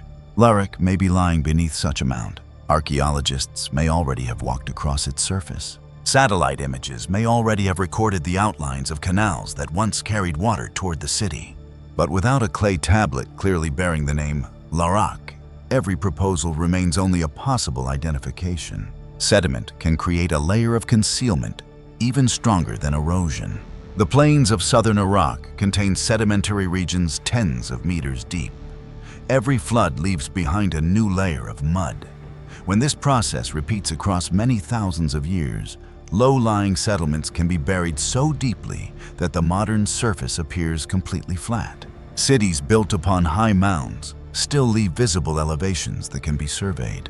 Communities constructed in lowlands or near marshes become structures buried deep beneath the earth. Modern archaeology uses satellite imagery, core drilling, geophysical surveys, and models of ancient river systems to locate sites of this kind. Yet, a vast plain containing thousands of mounds and countless dead river channels still possesses enough empty space to conceal an entire city. Larak may also have been built over. This is a familiar pattern in Mesopotamia. A location with water-fertile soil and convenient transportation routes continually attracts people back to it. When an old city weakens, a new community builds its houses upon the remaining foundations. Its inhabitants repair the roads, reopen the canals, and reuse bricks from older structures to construct new walls. Across centuries, the name changes with language and political power. A Sumerian place name is pronounced differently by the Akkadians. The Akkadian name then changes under Babylonian, Assyrian, Aramaic, and eventually Arab rule. The city remains in the same location, but its ancient identity falls from the memory of later inhabitants. This process makes matching a name in an ancient text with a mound in the landscape an extremely difficult investigation. The archaeologist discovers the city. The Assyriologist discovers the name. Decisive evidence appears only when those two worlds meet within the same layer of earth. A seal, an administrative document, a brick inscribed with the name of a king, a clay tablet mentioning both a temple and the name of the city. A single artifact excavated from an intact context could immediately return Larak to the map. But that artifact has yet to appear. In the case of Larak, the god Pabilsag has become the strongest geographical clue. Pabilsag appears as a warrior and is called the Warrior of Enlil. In later traditions, he gradually merged with Ningirsu and Ninurta.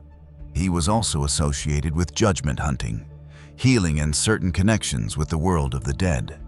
His wife was the healing goddess Ninisina, or Gula, whose major center of worship stood at Isin. This connection pulls Larak closer to the Isin-Nippur region. This was a central area of southern Mesopotamia, lying within a dense network of rivers, canals, and cities. A city in this region could gain access to agricultural land, water transportation routes, religious centers, and trade roads linking north and south. If Larak once stood within this area, it occupied a highly advantageous corridor of power. To the north stood Nippur, the sacred center associated with Enlil. To the south stood the great Sumerian cities. Nearby was Isin, where the tradition of Ninisina flourished. A city controlling canals, agricultural land, or a commercial intersection in this region would have been fully capable of becoming a stopping place for kingship. Yet the Sumerian king list grants Larak only one king, Ensipat-Zidana. His name is commonly transliterated in several closely related forms, but the text preserves a clear image within the element Sippar the shepherd. This continues to connect kingship before the flood with the language of shepherding. Dumuzid at Bad-Tibira carried the title the shepherd. The only king of Larak also carried the element shepherd within his name. In Mesopotamian political thought, the ideal king guided the people as a shepherd, protected his flock, leading them to water, defending them from wild animals, and preserving order within the community. Larak therefore does not appear as a random stopping point. It received kingship within the same system that regarded the king as the guardian of life, labor, and territory. But the reign of Ensipat-Zidana also reveals a clear difference. Eridu had two kings. Bad-Tibira had three kings. Larak had only one. 28,800 symbolic years passed, and then its entire line of rule was severed. A center once called a mighty city left behind only one king in the list. This makes Larak the most fragile link among the 5 cities that existed before the flood. It was important enough to receive kingship. It was large enough for Sumerian literature to praise its abundance. It was sacred enough to be assigned to Pabilsag, yet its physical traces are thinner than those of every other center. And this is precisely Larak's greatest value to our investigation. Modern history often creates the impression that every great city must leave behind a pyramid, a wall, or an obvious mound. Mesopotamia tells a different story. A city can control an entire territory and then be abandoned by the river. It can contain thousands of inhabitants and later dissolve into mud. Its name can change through multiple languages until the people living directly upon its foundations forget its original identity. Sediment can bury every road. A new city can completely cover the old one.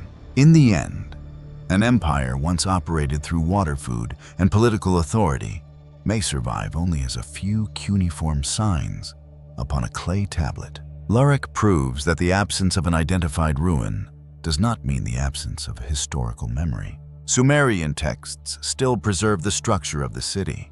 The king list preserves its political position. The flood story preserves its patron deity. The hymn concerning Pabilsag preserves the image of a mighty and abundant city. Archaeology currently holds the missing piece, its physical location. This gap raises a question far more disturbing than the search for a single mound. If one of the 5 greatest cities in the memory of the world before the flood remains unidentified, how many other settlements were never named in any surviving text? How many villages lie beneath 10 meters of sediment? How many communities were erased from the surface by rivers? How many centers were built over by cities carrying different names? And how much of the ancient world still remains intact beneath our feet, simply because no drill has yet reached the correct location? Larak has become the largest empty space upon the map, but that empty space does not weaken the map. It proves that the map remains incomplete.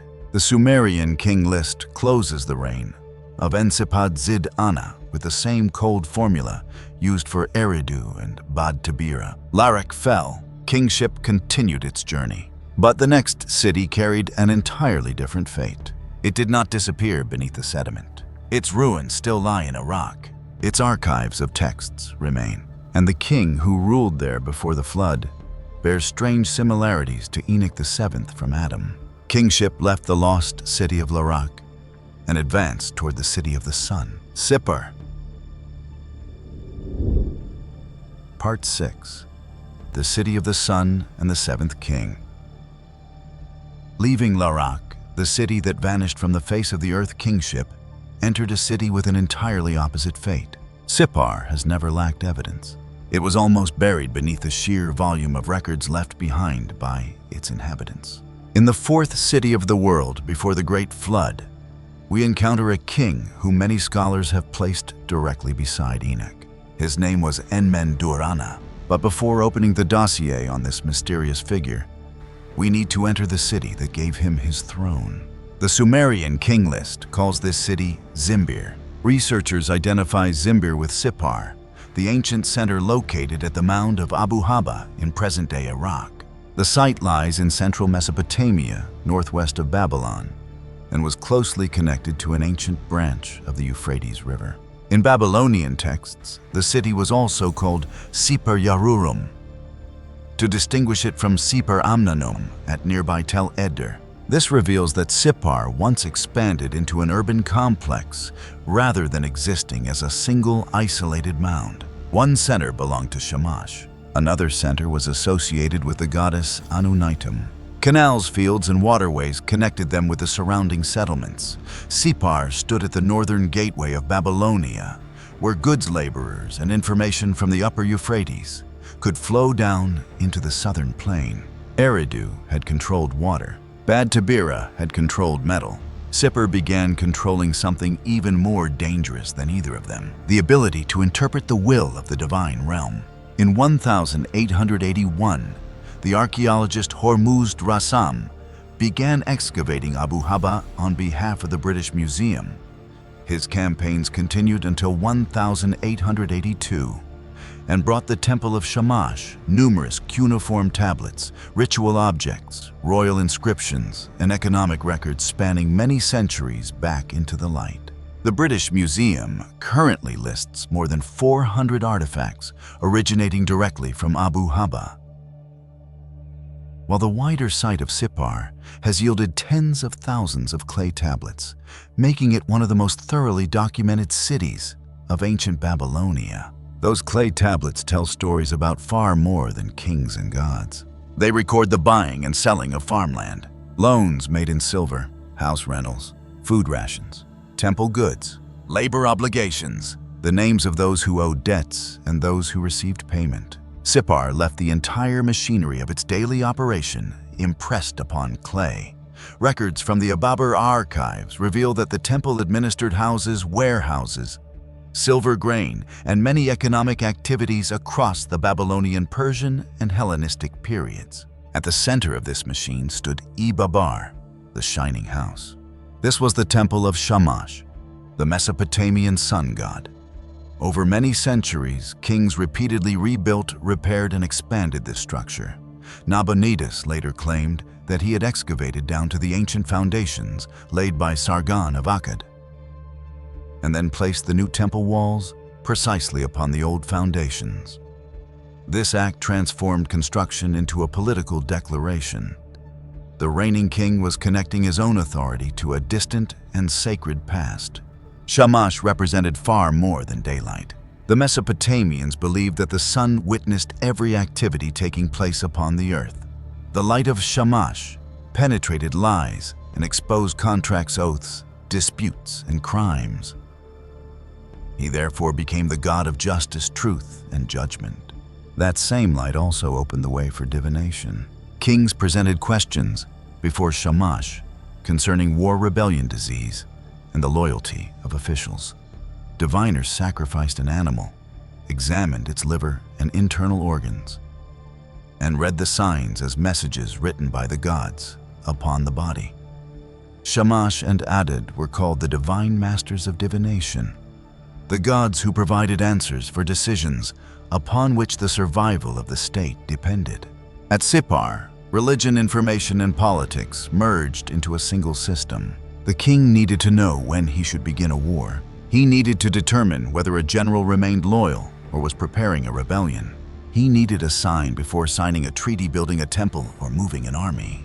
The diviner stood between the king's question and the answer believed to come from the divine realm. Whoever controlled the interpretation of the signs directly influenced the decisions of the throne. This was the distinctive power of Sippar. The city stored more than grain and silver.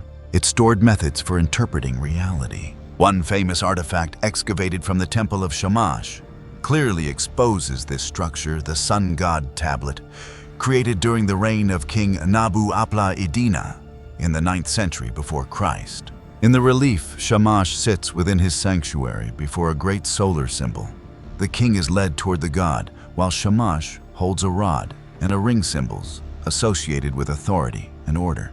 The stone tablet records the restoration of the cult statue of Shamash after a period of chaos, and also establishes the offerings and rituals to be performed for the temple. This image summarizes the entire DNA of Sippar. Light sits upon the throne. The king stands before the light. The priestly class controls the path leading toward the throne. Political authority receives legitimacy through a city claiming the ability to see what ordinary human beings cannot see. At the center of this system of power, the Sumerian king list places Enmen-dur-ana, after Larak kingship was transferred to Zimbir. Enmen-dur-ana alone ruled the city for 21,000 years. When counted continuously from the first king of Eridu, he occupies the 7th position in the succession of kings who ruled before the flood. Alulim, Alalgar, Enmen-luana, Enmen-galana, Dumuzid, and Sipad-zid-ana, and the 7th was Enmen-dur-ana of Sippar. The number 7 immediately opens another door. In Genesis, Enoch also occupies the 7th position when counted from Adam. The Epistle of Jude directly calls him Enoch the 7th from Adam. He lived for 365 years and was then taken away by God. These two figures appear within two different genealogical systems. One was the 7th Mesopotamian king before the flood. The other was the 7th patriarch before the Great Flood in the biblical tradition. But the correspondence does not end with the number. A later Akkadian text preserves another form of the Sippar king's name, Enmeduranki. According to this text, Shamash and Adad brought Enmeduranki into their assembly, seated him upon a great throne, and entrusted him with the secrets of divination. He was taught how to observe oil poured upon water, how to read the sacrificial liver called the Tablet of the Gods, and how to use the cedar rod in ritual practice. Enmeduranki then transmitted this knowledge to chosen individuals from Sippar, Nippur, and Babylon, establishing the foundation of a professional line of diviners who possessed access to sacred mysteries. This is the moment when Enmen-dur-ana moves beyond his role as a name in a king list. He becomes a recipient of knowledge from the divine realm. He enters the assembly of the gods. He sits upon a throne. He receives the secrets of heaven and the world below. He then carries that knowledge back to a chosen group of human beings. Within the Mesopotamian system, sacred knowledge was not intended for the entire population. It was sealed within a professional class. A student had to possess the proper lineage. He had to undergo training. He had to swear an oath before Shamash and Adad. These specialists preserved formulas, rituals, and methods of interpretation, and transmitted them from one generation to another. Knowledge became hereditary property. Secrets became power. The diviner became an advisor to the throne, because he claimed the ability to read messages that ordinary people saw only as oil blood and internal organs. Sippar therefore reached a new level of power upon the map of the world before the flood. Eridu managed visible water. Bad-Tibira transformed stone into metal. Sippar claimed the ability to read the invisible writing of the universe. The Sumerians and Babylonians imagined the heavens as a vast tablet filled with signs. The movements of the sun, moon stars, and planets were read as messages concerning harvests, kings' wars, and the destiny of nations. In certain scholarly traditions, Enmeduranki was also associated with transmitting calculations and knowledge concerning the heavenly bodies. This is precisely where his image moves close to Enoch. Enoch in Genesis walked with God and was then taken by him. The Book of Enoch expands this account, describing how angels guided him through regions of heaven and earth, showed him the places where the heavenly bodies moved, and gave him knowledge concerning the paths of the sun, water, moon, stars, and seasons. The astronomical book in 1st Enoch presents a year of 364 days under the guidance of the angel Uriel. The two figures therefore stand at the intersection of four powerful motifs: the seventh position, the age before the flood, contact with the divine realm, and knowledge of the cosmic order. Even Enoch's lifespan contains a striking sign. 365 years correspond almost perfectly to the number of days in the solar year. Later, Enochic tradition continued to place him within a system of calendars, seasons, and the movements of the heavenly bodies. Sippar, meanwhile, was the city of Shamash, the sun god. This similarity has led many scholars to propose that the image of Enoch was influenced by the Mesopotamian tradition of Enmeduranki. According to this interpretation, ancient Jewish authors inherited the motif of a seventh king who received secrets from the divine realm, and then reconstructed it within an entirely different worldview. Enmeduranki received the techniques of divination from Shamash and Adad. Enoch received revelation from God through holy angels. Enmeduranki transmitted knowledge to an elite lineage of diviners. Enoch recorded his visions as warnings and instructions for righteous generations. The knowledge of Sippar helped kings search for signs that supported political power. The knowledge of Enoch exposed the rebellion of the Watchers, the order of creation, and the judgment of God. The structures contain similarities. Their theological content moves in entirely different directions. This is also why scholars continue to debate the relationship. One group regards Enmeduranki as an important Mesopotamian predecessor to Enoch. They emphasize the seventh position, the solar connection, heavenly knowledge, and the role of transmitting secrets. Another group maintains greater distance. They point out that the Sumerian king list and the genealogy in Genesis serve different literary purposes. Enmendurana in the king list and Enmeduranki in the divination text appear through separate layers of tradition. And Enochic literature, developed within a Jewish environment possessing its own theology, calendar, and moral purpose. Sippar, therefore, has not become the city where the biblical Enoch once ruled. Enmendurana has not become the Sumerian name for Enoch merely because they share several similarities. The two dossiers still belong to two cultures, two religious systems, and two independent textual traditions. But that independence makes the question even more powerful. Why do both traditions concerning the world before the Great Flood place a special figure in the seventh position? Why do both connect that figure with entering the realm of the divine? Why does one rule the city of the sun, while the other lives exactly 365 years and becomes a witness to the movements of the heavenly bodies? And why do both carry secret knowledge back into the human world? Sippar brings the title, The Map of Enoch, to its first great climax. The map now contains three different layers of Enoch. The first layer is the city of Enoch, built by Cain in the land of Nod, the first landmark of urban life in Genesis.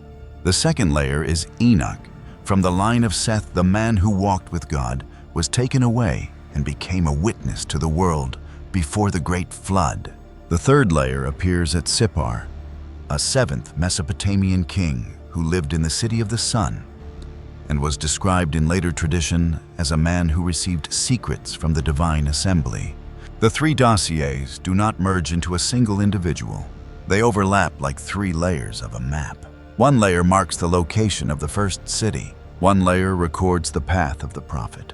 The final layer preserves the Mesopotamian memory of the guardian of heavenly knowledge. Sippar becomes the intersection where geography, astronomy, power, and revelation collide. This city was real. Its walls have been surveyed. The Temple of Shamash has been excavated.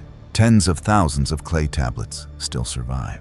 The name Enmen-Dur-Ana remains intact within the Sumerian king list, and the Enmeduranki tradition still recounts that the king of Sippar entered the assembly of the gods and returned carrying the secrets of heaven and earth. This is why Sippar occupies the climactic position within the journey. At Eridu, we encountered a city that controlled water. At Bad-Tibira, we encountered a city that controlled metal. At Larak, we encountered a city capable of disappearing from geography. At Sippar, we encounter a civilization beginning to control the very way human beings understand the universe. But the light of Sippar also had to leave the throne. The Sumerian king list ends the reign of Enmen-Dur-Ana after 21,000 symbolic years. Kingship continued southward toward the fifth center and the final destination before the flood. That city stood beside the Euphrates River. Archaeologists discovered a layer of sediment from a major flood within it. Mesopotamian tradition identified it as the home of the man whom the gods warned about the day when the world would be submerged beneath the waters.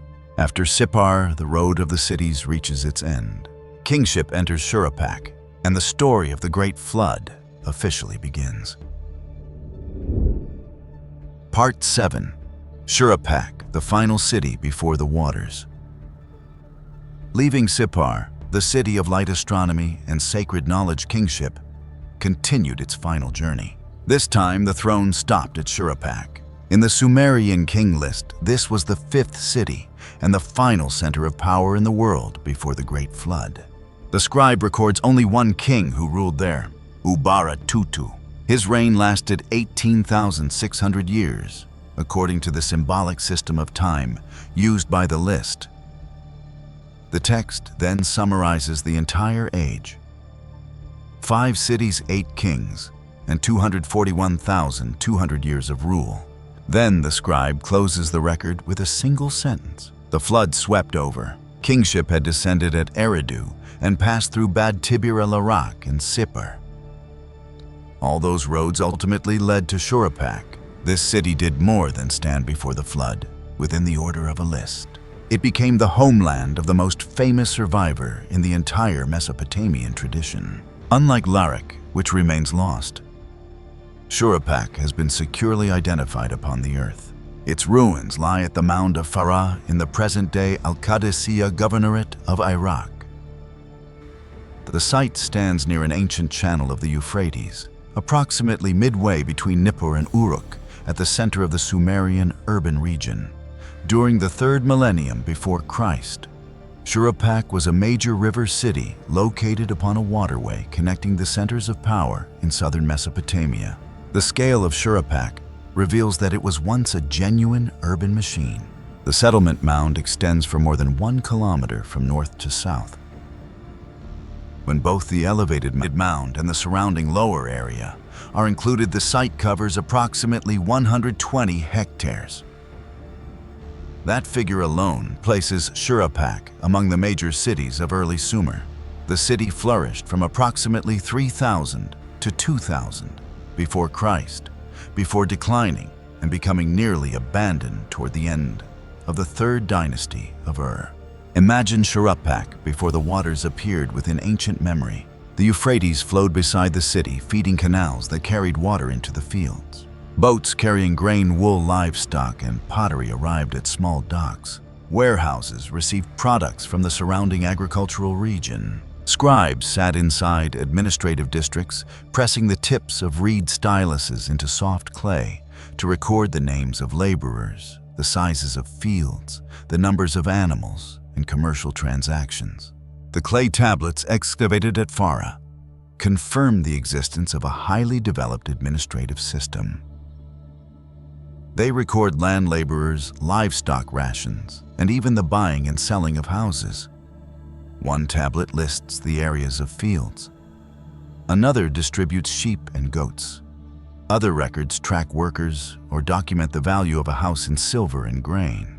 Shuruppak was therefore not a city that existed only in mythology. It had fields, it had houses, it had a labor force, it had herds of livestock that were counted and recorded.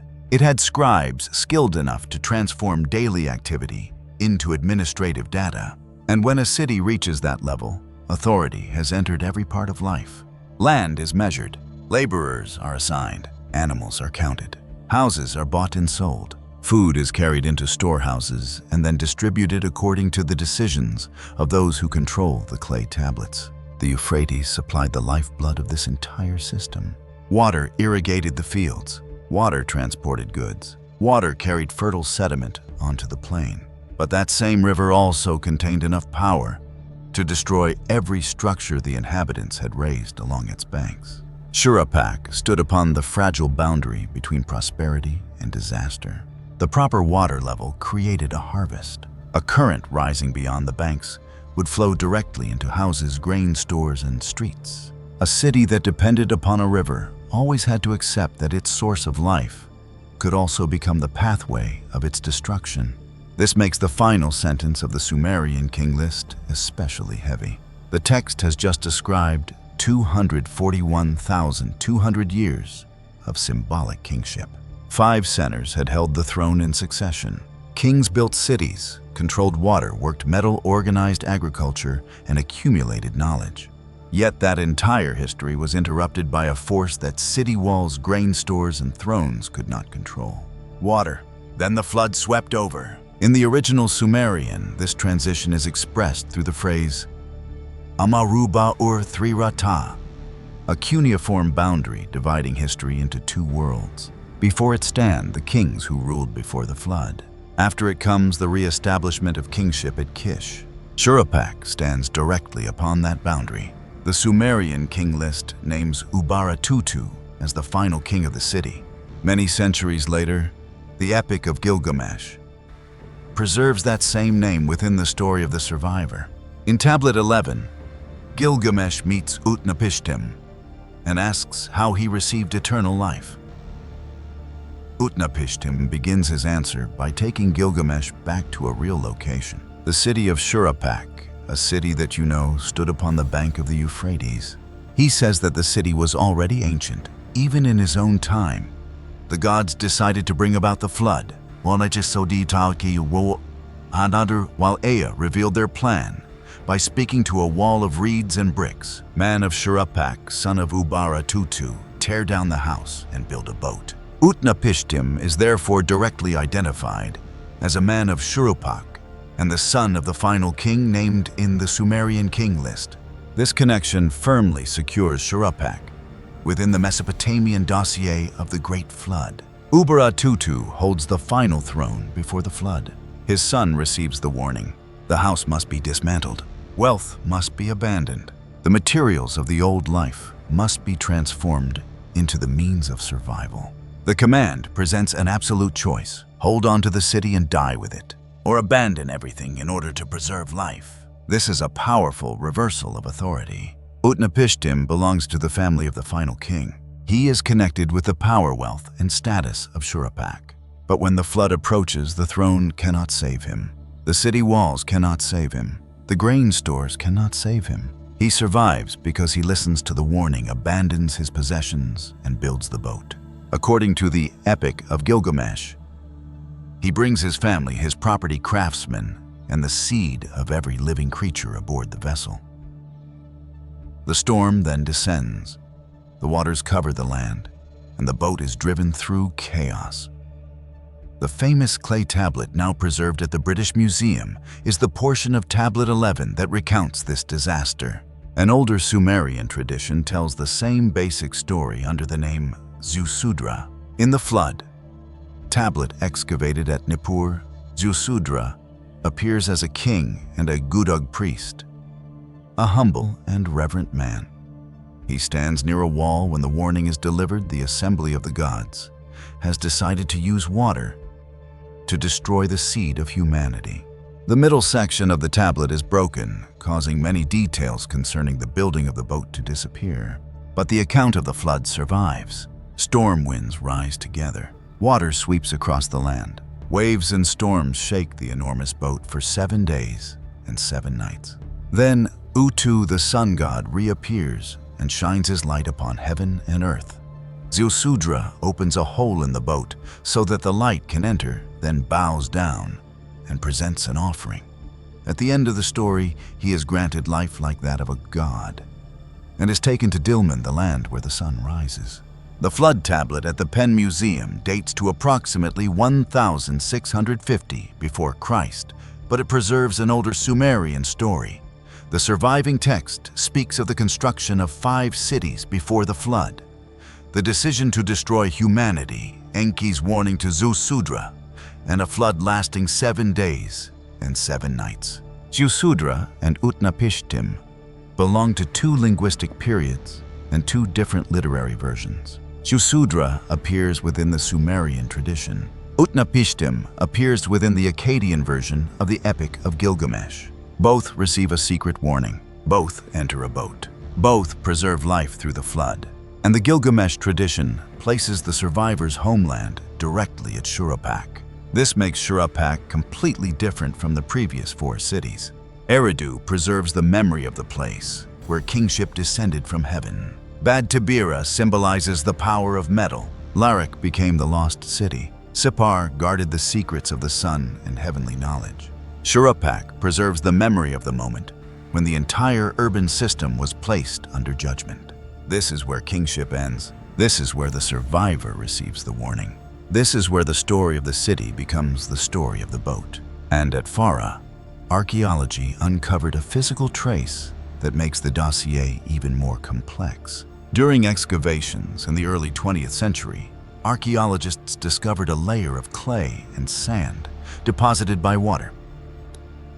The sedimentary layer was approximately 60 centimeters thick and lay above the Jemdet Nasser level and beneath the early dynastic levels. Traditional dating commonly places this event at approximately 2850 before Christ, although the precise date depends upon how the archaeological layers are arranged.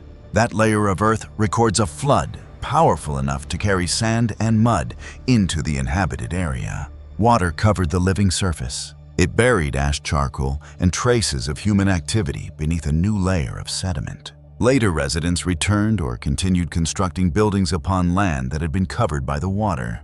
The flood at Shuruppak was therefore a genuine geological event within the city's physical record.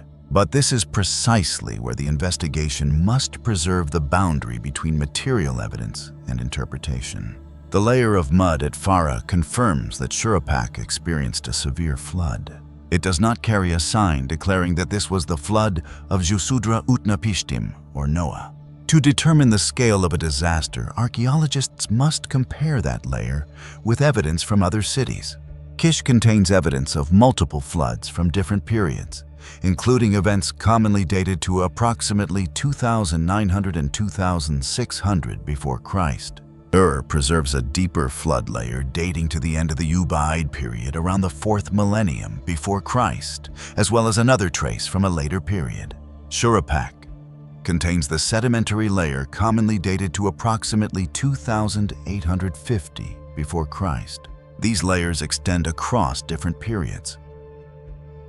They confirm that the Mesopotamian plain repeatedly experienced destructive floods, while also demonstrating that archaeology does not currently possess a single sedimentary layer of the same date covering Ur-Kish and Shuruppak simultaneously. This point must be presented with complete precision. Archaeology confirms that cities upon the Mesopotamian plain experienced severe flooding. The floods were powerful enough to destroy mud brick walls, deposit sand upon streets, interrupt daily life, and force inhabitants to rebuild. The The present stratigraphic evidence describes multiple regional disasters occurring at different times. The theological scope of the Great Flood in Genesis belongs to a question larger than a single excavation trench can answer. Archaeology studies the layers of earth. The Bible interprets the event through judgment covenant and God's plan to preserve life. The two fields are answering different kinds of questions. A layer of mud tells us that water passed through. By itself, it does not explain why the water came the full extent of the disaster or the moral meaning of the event for humanity. What archaeology can show us is the environment that produced memories of flooding in Mesopotamia. The cities stood upon an extremely low plain. They depended upon the Euphrates, the Tigris, and a network of artificial canals. Most houses were constructed from mud brick. Once water broke through an embankment or changed its course, an entire residential district could become flooded within a short period. A major flood killed through more than water. It destroyed grain stores. It swept away livestock. It dissolved house walls back into mud. It deposited sand upon fields. It erased boundary markers separating one property from another. It transformed systems of taxation, ownership, and political order into meaningless signs. For an ancient community, such a disaster would have felt like the day the entire world ended. You live inside the city. Your house represents the complete wealth of your family. Your fields lie beyond the walls. Your ancestors are buried near your home. The temple stands at the center. Everything you know exists within the distance of a few days' walk. When water covers that entire landscape, the flood of one region can become the flood of the entire world you have ever known. The survivors pass the memory to their descendants. Each generation preserves the most important elements, a decision from the divine realm, a righteous man who receives a warning, a boat, a family and animals preserved, 7 days of storms, an offering after the waters recede, life beginning again. Across time, local memory theology and literary tradition merge into great epics. This explains how Mesopotamian floods could have contributed to the formation of flood stories. It does not restrict the Great Flood of Genesis to a single regional flood. It demonstrates that the land in which these accounts were preserved had directly experienced the destructive power of water across many generations. Shuruppak stands at the center of that entire memory. The name of the city appears in the Sumerian king list immediately before the words, "the flood swept over." Ubaratutu holds the final throne. Utnapishtim is identified as a man of Shuruppak and the son of Ubaratutu. Ziusudra receives the warning within the Sumerian tradition. Farah preserves a genuine flood layer within the earth. 4 lines of evidence? The king lists the epic, the flood tradition, and archaeological stratigraphy converge upon one location.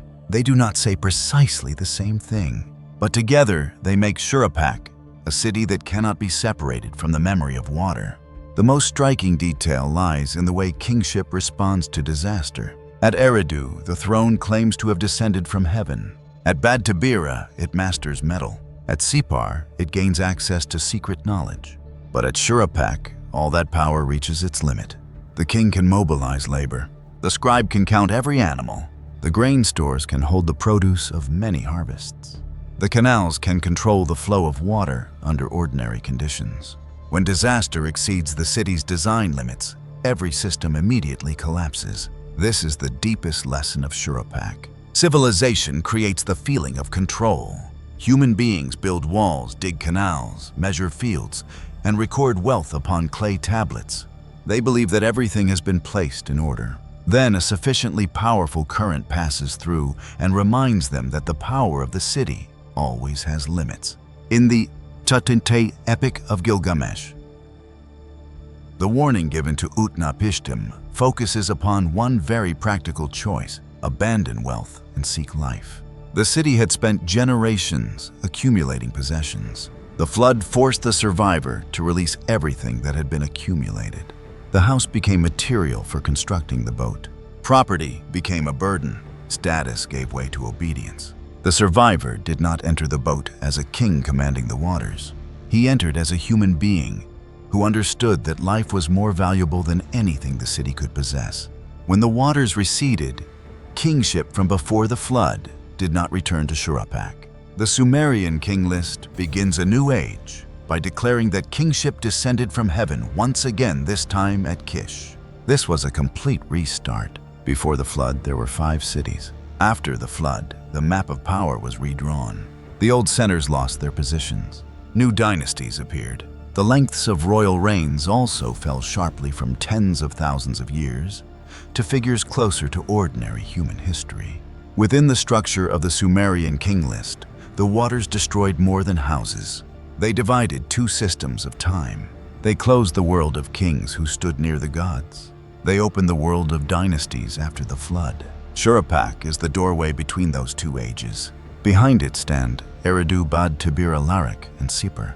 Before it lie Kish, Uruk, and the kingdoms that later Mesopotamian history records in greater detail. The final city before the waters is therefore also the first city to help us see how memory becomes history. It exists in texts. It exists upon the map. It exists within thousands of administrative clay tablets. It exists within a layer of sediment carried by water. And it exists within the story of the man who left his house and entered the boat. The first 5 points upon the map are now complete. Eridu, the city of water and the first kingship. Bad-Tibira, the fortress of metallurgy. Larak, the city that disappeared from geography. Sippar, the city of the sun and the 7th king. Shuruppak, the final stopping point before the great flood. But these 5 cities did not exist as isolated islands. Between them lay canals, fields, docks, trade routes, satellite villages, and dozens of large and small population centers. Around Shuruppak, modern surveys have discovered numerous settlements extending along the ancient channel of the Euphrates. The entire region between Farah and Isin contained a network of inhabited sites once connected through water labor and the exchange of goods. The map of the world before the flood therefore does not end with 5 names. The 5 cities are only the centers of power preserved by the texts. Behind them stood an entire urban world. And now we will expand that map to examine Uruk-Kish, Nippur, and the neighboring cities that transformed southern Mesopotamia into one of the earliest urban networks ever discovered by archaeology. Part 8. The urban belt surrounding the 5 cities. After Shuruppak, the 5 principal coordinates upon the map of the world before the flood have now fully emerged. Eridu controlled the water supply. Bad-Tibira possessed the power of metal. Larak became a geographical void. Sippar dominated sacred knowledge and the light of the sun. Shuruppak stood at the final point before the flood swept over. But those 5 cities were only the highest peaks, still rising above a far larger urban world. Between them once existed canals transporting grain, boat docks, grazing lands, agricultural villages, workshops, storage facilities, and numerous satellite settlements. Each center of power drew resources from its surrounding territory and then sent tools, culture commands, and political influence back into the network. The Sumerian king list selects only the cities that held kingship. Archaeology excavates the entire body surrounding the throne. And when these 2 dossiers are placed upon the same table, the prehistoric map immediately expands toward Uruk-Kish and Nippur, 4 centers that do not belong to the 5 cities before the flood in the standard version of the king list, yet each one preserved a vital part of Mesopotamian civilization. Uruk created the model of the super city.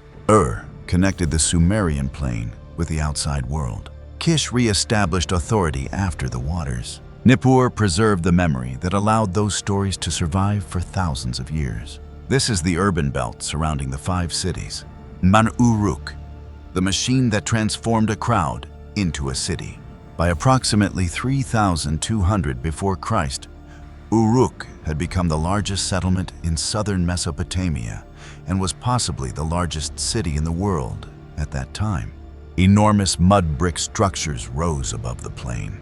Walls were decorated with thousands of colored clay cones pressed deeply into plaster to form geometric mosaics. Freestanding sculpture, relief carving, and metal casting techniques developed with a level of refinement never seen before. Most importantly, the inhabitants of Uruk began pressing simple signs into clay tablets to control goods and labor rations.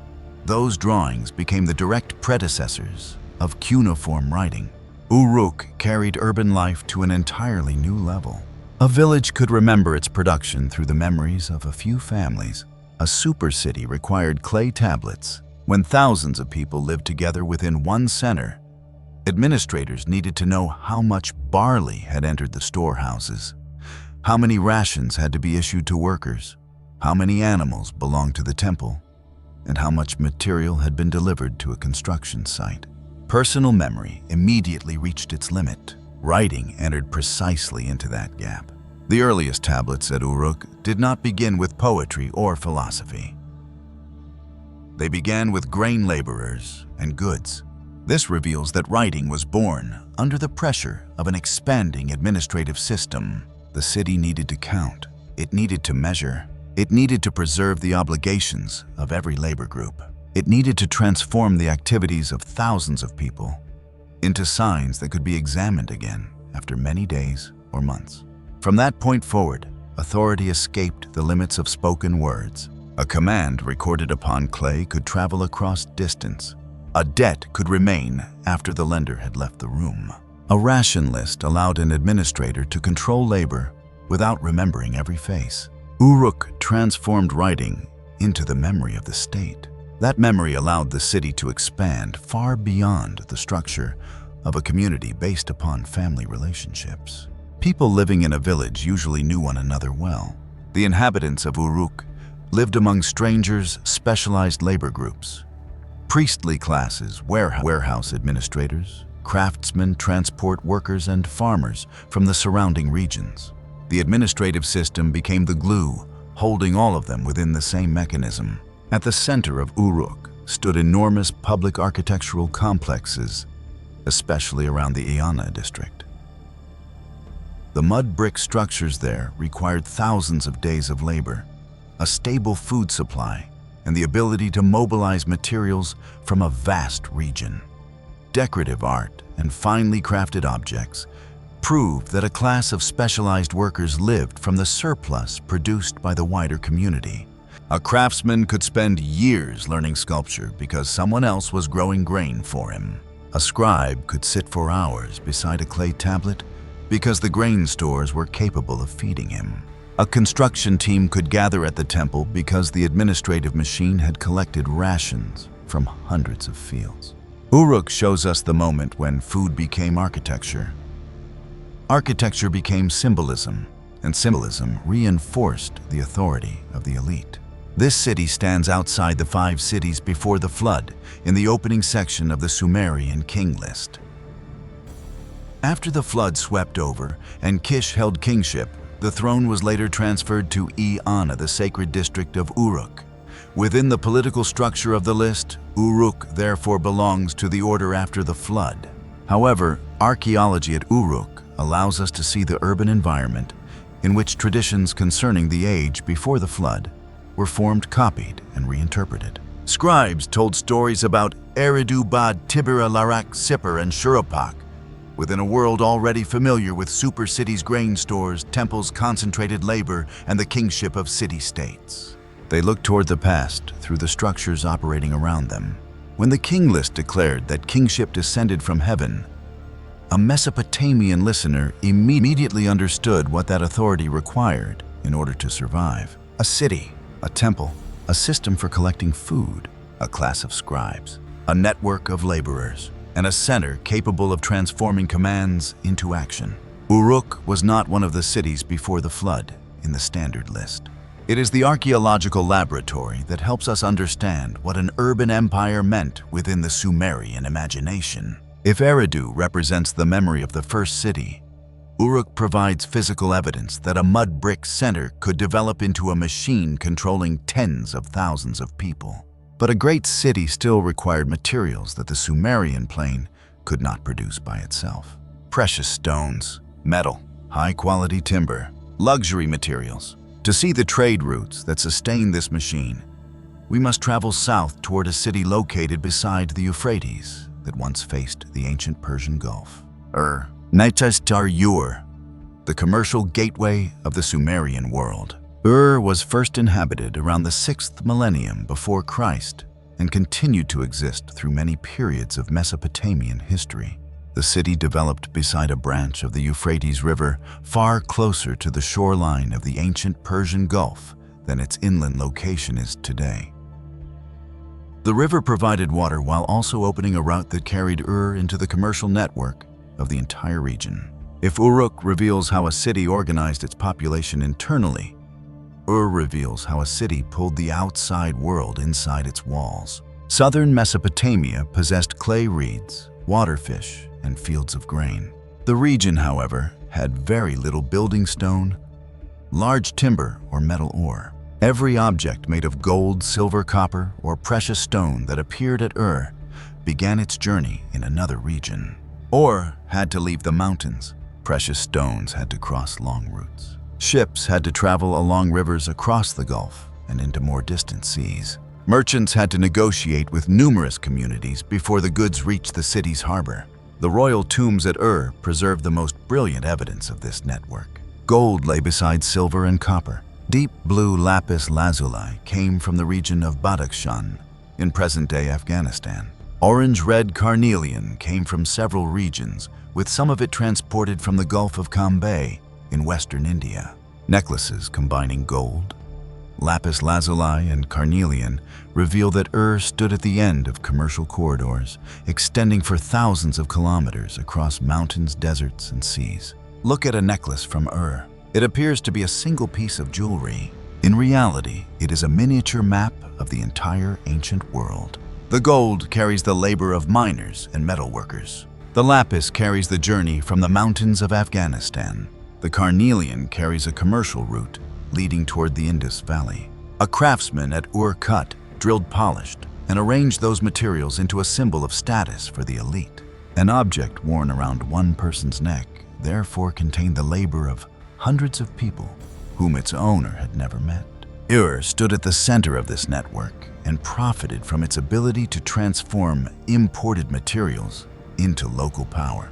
Precious materials first entered workshops. They then entered palaces, temples, and the tombs of the ruling class. That distribution exposes the social structure. Laborers carried grain into the storehouses. Merchants brought luxury materials into the city. Skilled craftsmen transformed them into refined objects.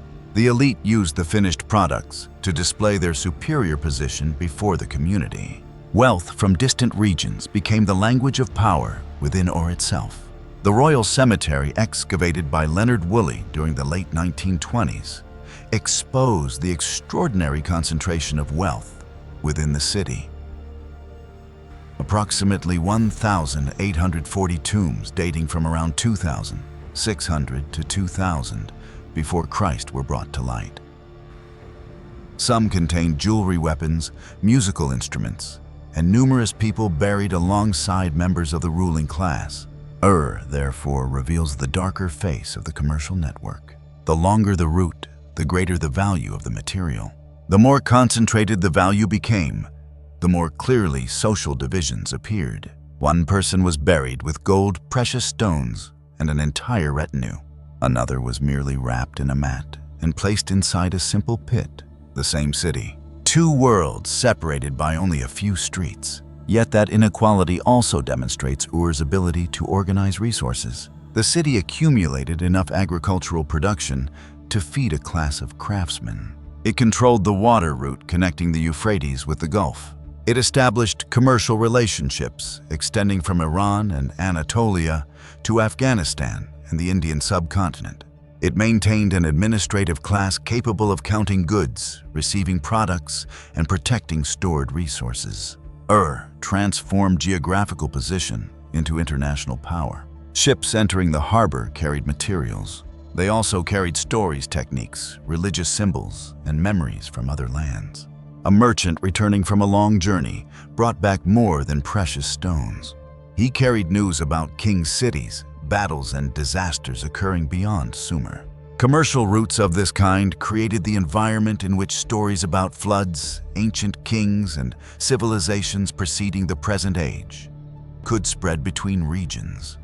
Does not belong to the 5 cities before the flood in the Sumerian king list. It demonstrates that the Mesopotamian world was sufficiently interconnected for the memories of numerous communities to meet within a single city. At we also discover another sign of the power carried by political titles. Seal impressions excavated above the royal tombs call Mesanapada of by the title King of Kish. This title extended beyond the geographical boundaries of Kish itself and became a symbol of broad authority throughout southern Mesopotamia. To understand why a king of desired this title, we must travel to the city that the king list placed immediately after the waters. Kish, sector size. Kish, the bridge between 2 worlds.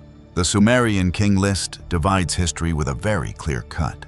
Before the flood, kingship passed through 5 cities. After the flood, kingship descended from heaven once again and stopped at Kish. The opening statement of the order after the flood sounds almost like a complete re-establishment. After the flood had swept over and kingship had descended from heaven, kingship was in Kish. This transforms Kish into the political bridge between 2 worlds. Eridu stands at the beginning of the age before the flood. Kish stands at the beginning of the age after the flood. Shuruppak closes the old order. Kish opens the door to all the new dynasties. Within Sumerian thought, the city did more than receive an abandoned throne. It received the task of reorganizing society after the old world collapsed. Kish has been identified with a large group of mounds located near Babylon. The archaeological site extends across approximately 24 square kilometers, contains around 40 mounds, and preserves evidence of settlement from at least approximately 3,200 before Christ until the 7th century after Christ. Joint excavations by the Field Museum and the University of Oxford from 1923 to 1933 uncovered evidence of early urbanization and Kish's position of regional power. This scale shows that Kish was not a single unified city. It was an urban region consisting of numerous mounds, residential districts, temples, cemeteries, and centers of power that developed across many periods. Different population groups may have lived within separate districts, while depending upon the same system of water and transportation. An urban complex of this kind fits the role assigned to Kish by the king list. After a disaster that fractured society, authority required a place large enough to gather populations, control routes, and establish new legitimacy. Kish fulfilled all those conditions. Its location near the later city of Babylon also placed Kish at the intersection between northern and southern Babylonia. Routes from the Sumerian plain, the Diyala Valley, the Iranian Plateau, and northern Mesopotamia could meet within this broad region. Whoever controlled Kish stood between multiple directions of movement. That ruler could monitor goods, attract laborers, move armies, impose taxes, and extend influence far beyond the walls of a single city. This explains why the title King of Kish developed into a symbol of supremacy. Rulers from other cities used the title to declare that their authority had expanded beyond their native territory. Mesan-Pada ruled but carried the title King of Kish. The title therefore functioned like an imperial designation. It declared that its holder stood above multiple city-states. Kish became the symbolic throne of the entire region. The list of the earliest kings of Kish also contains a remarkable figure. Etana, the shepherd who ascended to heaven and consolidated the foreign lands. The image of a king after the flood, ascending to heaven, reveals that Kish continued to preserve the connection between political authority and the divine realm. Kingship after the flood had returned to the earth, yet it continued to claim that its origin lay in heaven. Kings still required divine legitimacy. Cities still required stories explaining why one person possessed the right to rule thousands of others. Kish provided precisely that story. The city stood after the waters, yet it carried forward the old structure. Heaven bestowed authority, the king received the throne, and the population entered a new order. Kish therefore makes the map more complex. It belongs to the archaeology of historical cities. It also belongs to the literary structure dividing the world before and after the Great Flood. Kish transforms the flood into a political boundary. On one side of that boundary stand the 5 primordial cities. On the other side stand dynasties with increasingly shorter reigns, more frequent conflicts, and a gradual movement toward history that can be verified through inscriptions. But a political order survives only when later generations continue to remember the story that created it. This is where Nippur enters the map.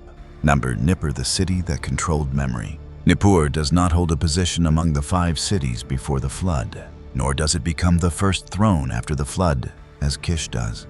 The power of Nippur lies within a field more enduring than armies, memory. The city was settled from approximately 5,000 before Christ and developed into one of the leading religious centers of Mesopotamia, associated with Enlil, the god who held the highest position during many periods of Sumerian religion. Its sacred character allowed Nippur to preserve an archaeological record extending across more than 6,000 years, while its scribes left behind thousands of Sumerian and Akkadian texts. Mesopotamian kings could rule from Uruk, Isin, Larsa, or Babylon, but they still traveled to Nippur to present offerings and to construct or repair the Akur temple of Enlil. The ruler controlling an army possessed practical power. The ruler receiving recognition at Nippur gained sacred legitimacy as well. The city, therefore, became the place where regional thrones sought confirmation. Nippur ruled through religious authority rather than through a long-lasting military empire.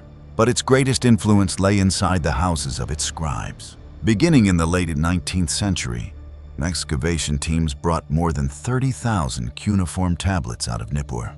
These texts contain contracts, administrative records, letters, medical documents, lexical lists, school exercises, epics, myths, and some of the oldest literary works of Mesopotamia. More than 80% of all known Sumerian literary compositions have left copies at Nippur. That number transformed the city into the repository of memory for an entire civilization. Many stories transmitted orally through generations were eventually fixed in clay there. Scribes copied them. Students practiced writing with them. Teachers corrected every sign. Each copy carried the story into another generation. A city can collapse. A clay tablet fired inside a burning building can survive for thousands of years. Nippur understood the power of copying. Inside a modest house dating to the old Babylonian period, archaeologists discovered evidence of a school for scribal training. Students there learned cuneiform writing, mathematics, religion law, and literature. Those who graduated became essential personnel for king's temples, local governments, and merchants. You can imagine a young student sitting upon a low bench inside a mud brick room. The teacher writes a line upon the surface of a tablet. The student turns the tablet over and attempts to copy it upon the other side. One stroke is too deep. One sign is placed at the wrong angle. One word is omitted. The teacher corrects it. The following day, the exercise begins again. Through this slow work, memories of kings, gods, battles, and floods cross the boundaries of time. Nippur became the place where history was trained to survive. The famous Sumerian flood tablet, now held by the Penn Museum, was excavated at Nippur in 1896. The text dates to approximately 1650 before Christ and preserves the story of the construction of the cities before the flood. Enki's warning to Zusudra and a flood lasting 7 days and 7 nights. This detail changes the way we view the entire map. Eridu, Bad-Tibira, Larak, Sippar, and Shuruppak belong to the list of cities that existed before the waters. Nippur belongs to the system that preserved their names. The city preserved the memory of ancient urban centers while remaining outside their list. Because of the scribes at Nippur, a person living thousands of years later can still read the names Zusudra, Enki, and the 5 centers before the flood. Nippur did not need to possess kingship. It possessed the authority to determine which texts would be copied, which lessons would be transmitted, which king's name would continue to be pronounced, which story would cross through time. This was a quiet but extraordinarily durable form of power. A king controls people during the years of his reign. A scribal school controls memory across centuries. When scribes selected a composition for the curriculum, hundreds of students continued copying it. Every copy gave the text another opportunity to survive.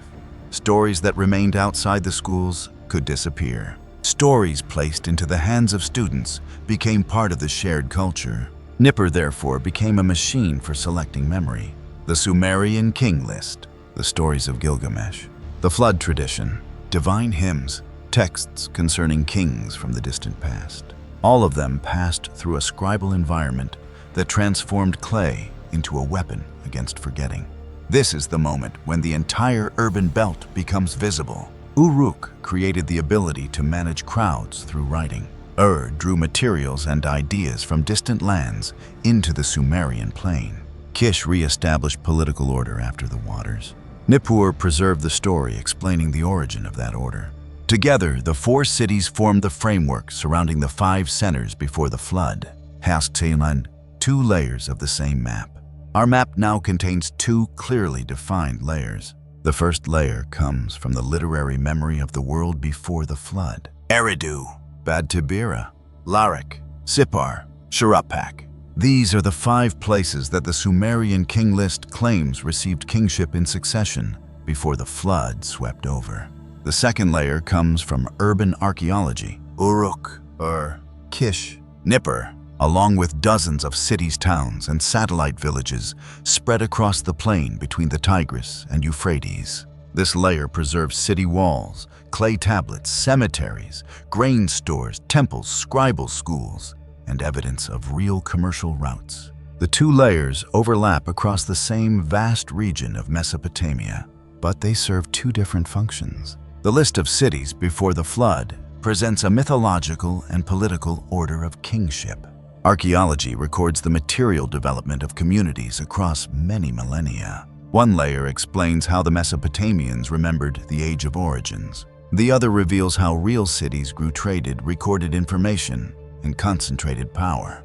Their dates form multiple levels rather than one single flat surface. Uruk reached its urban peak during the late 4th millennium before Christ.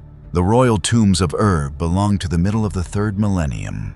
Kish developed through many periods beginning around 3200 before Christ. The scribal school and the flood tablet at Nippur belong to later ages when the Babylonians were copying older traditions. This urban belt therefore does not produce a single snapshot of the world before the flood.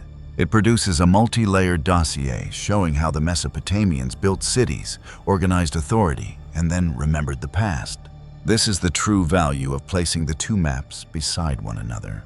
The king list gives us names. Archaeology gives us mechanisms. Eridu tells us about the city of water. Uruk demonstrates how water and grain could sustain a super city. Bad-Tibira tells us about the fortress of the metalworkers.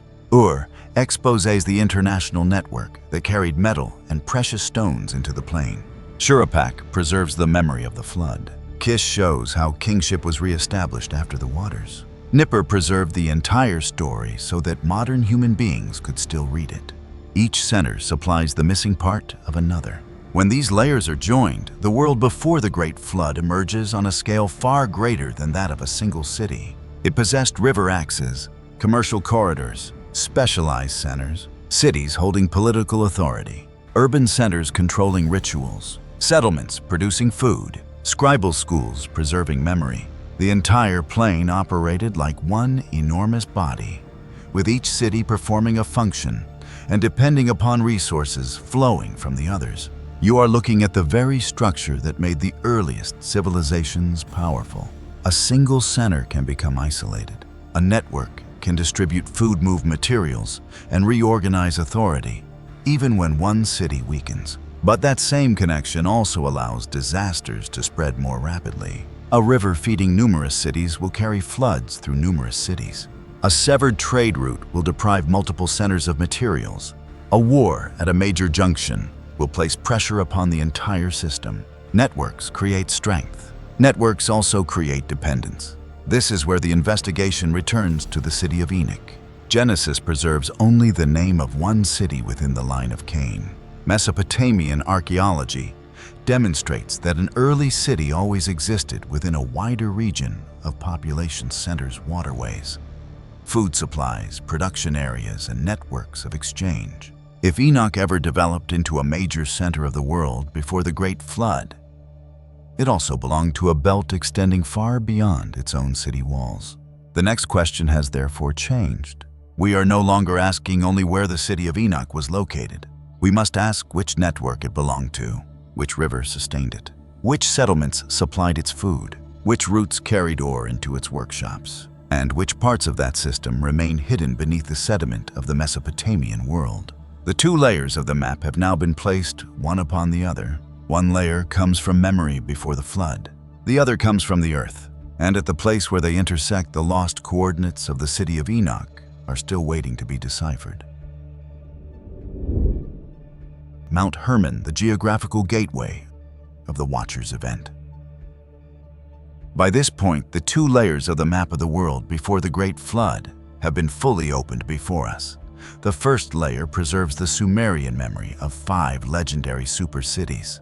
The second exposes the actual urban belt encompassing Uruk, Ur-Kish, Nippur, and dozens of settlements spread across the Mesopotamian plain. Together, they formed a densely populated and highly specialized world, tightly connected through rivers, canals, trade writing, and a sophisticated system of power. But that map still operated upon a two-dimensional plane. Human beings moved horizontally between cities. Boats traveled down the Tigris. Merchant caravans crossed the desert. Metal ore flowed from the mountains into the plain, while grain from agricultural villages poured into central storehouses. The entire civilization operated along a horizontal axis. Then, the Book of Enoch, or First Enoch, appears and shatters that flat plane, opening an entirely new coordinate axis, a vertical axis descending directly from the heavens and crashing into a mountain. To understand this event correctly, we must establish an extremely important frame of reference. The Watchers descended into a world that was already occupied. They entered a society that had already established family structures, divided occupations, stratified communities, and formed centers of power. According to the literary sequence of Genesis, Cain had already laid the foundations of urban construction. The generations that followed had developed metallurgy, large-scale animal husbandry, and music. First, Enoch places the rebellion of the Watchers precisely within the age of Jared, the father of Enoch, from the line of Seth.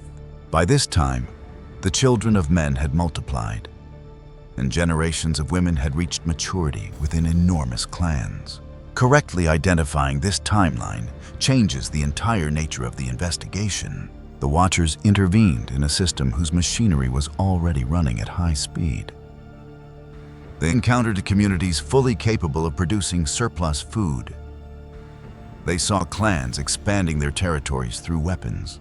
They approached a world already skilled in manufacturing tools, exploiting labor, and consolidating political authority. The role of the Watchers was to inject a lethal dose of performance-enhancing power into a body that already carried the seeds of violence. And the coordinates of that injection were clearly identified: Mount Hermon. First Enoch chapter 6 provides the detailed report. 200 angels belonging to the Watchers looked down upon the earth, desired the daughters of men, and decided to take them as wives. Semjaza, the leader of the rebels, fully understood the risk. He feared that the others would lose their courage at the final moment and leave him alone to bear the entire punishment. To secure the plan, Semjaza forced the entire group to swear a blood oath. They bound themselves to one another through collective curses and descended together upon the summit of Hermon. The text clearly dissects their organizational structure. 200 members were divided into smaller groups under the command of 20 leaders. This was a carefully calculated landing operation. An army of 200 members, 20 commanding generals, an oath binding them together in life and death, a strategic gathering point, and a plan to attack 3 central systems of humanity directly: marriage, bloodline, and technology.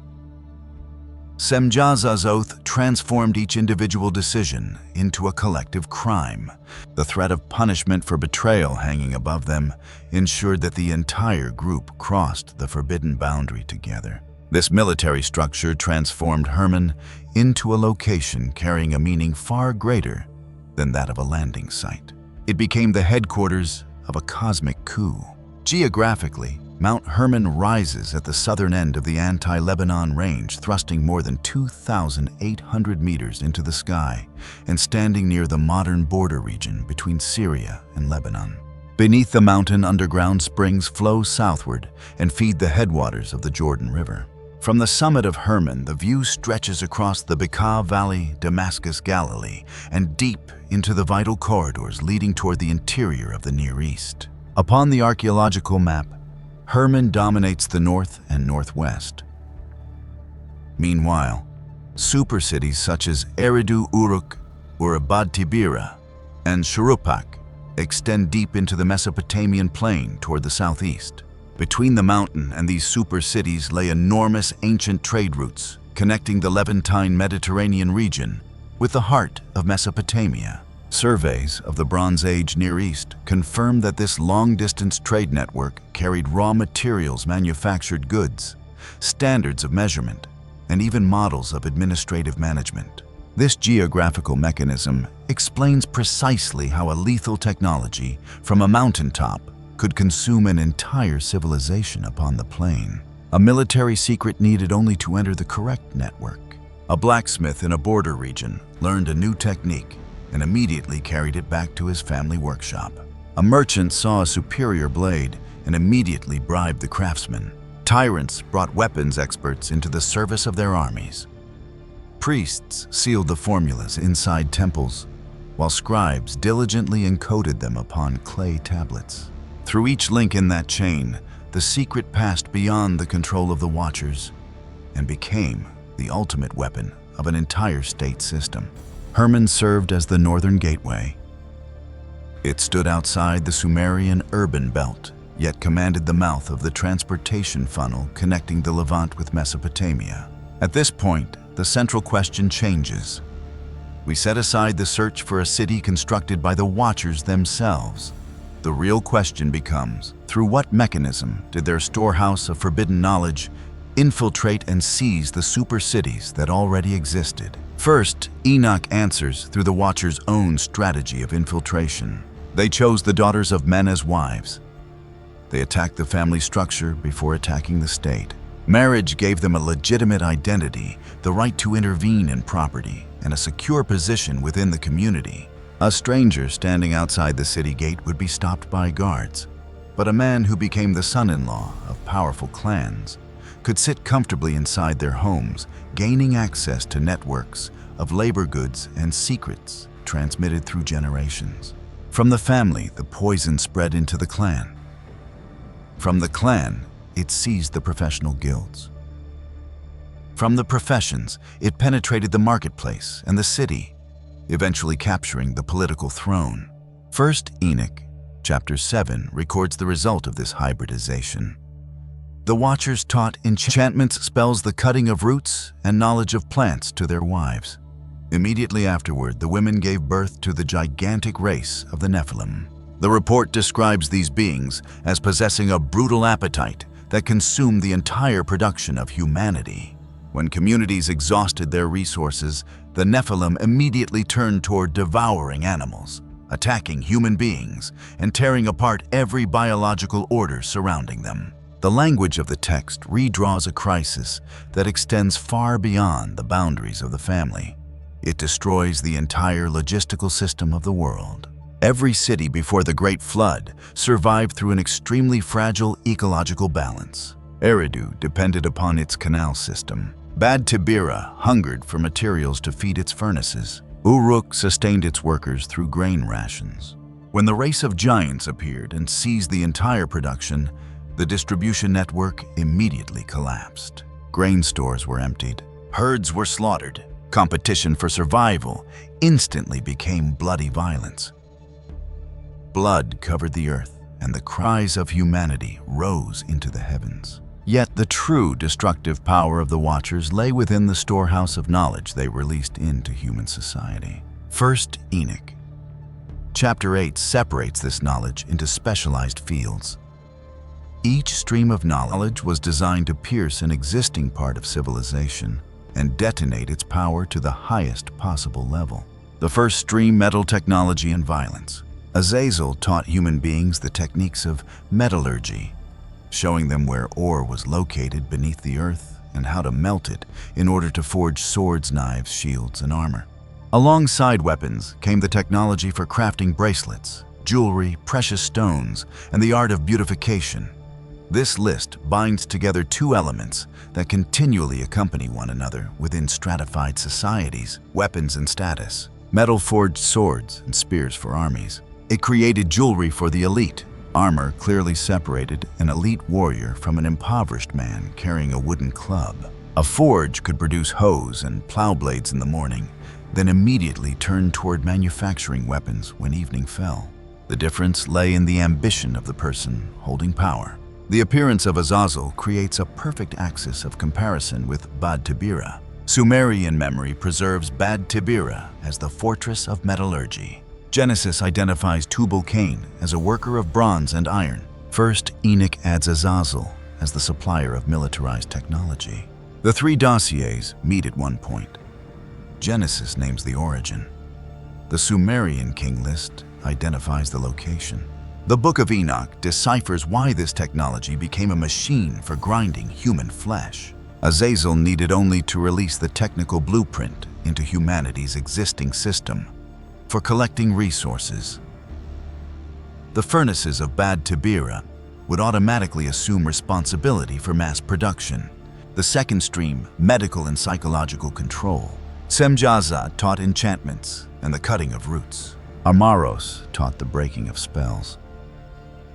First, Enoch deliberately places botanical knowledge beside magic. In ancient society, the person who possessed the secrets of roots held the power of life and death. He knew which root healed a wound, which root caused hallucinations, and which root took life. When medical knowledge was covered in a shell of mystery, curses, and fear, it became an instrument of psychological manipulation. The priestly classes inside temples monopolized these formulas, forcing the population into complete dependence upon them whenever disease or death approached.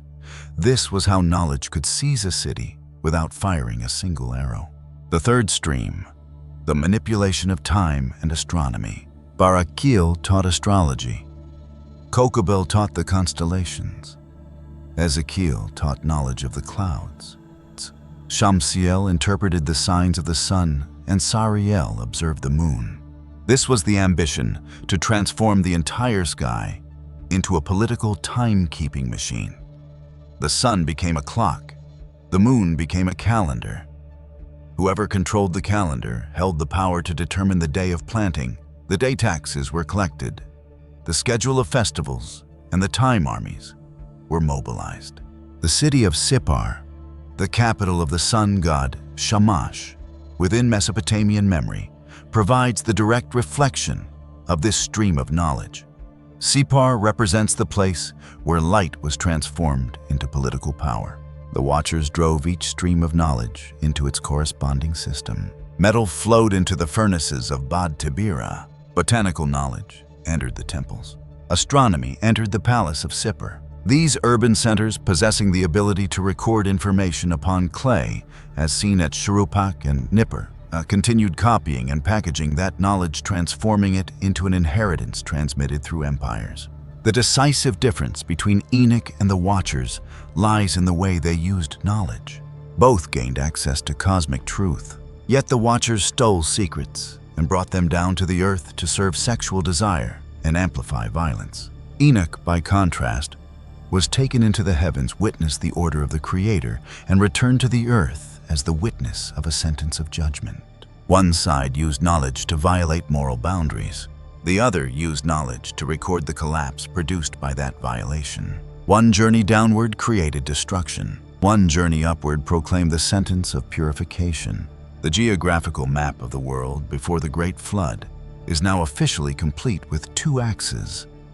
The horizontal axis connecting Mesopotamia with the Levant, and the vertical axis connecting the heavens, the summit of Hermon, and the deep abysses imprisoning the rebels. And this is the coldest conclusion of the investigation. The Watchers inserted secrets into the urban system that made swords sharper, enchantments more dangerous, and authority more absolute. They used technology to transform tools into weapons knowledge, into monopoly, and need into bottomless greed.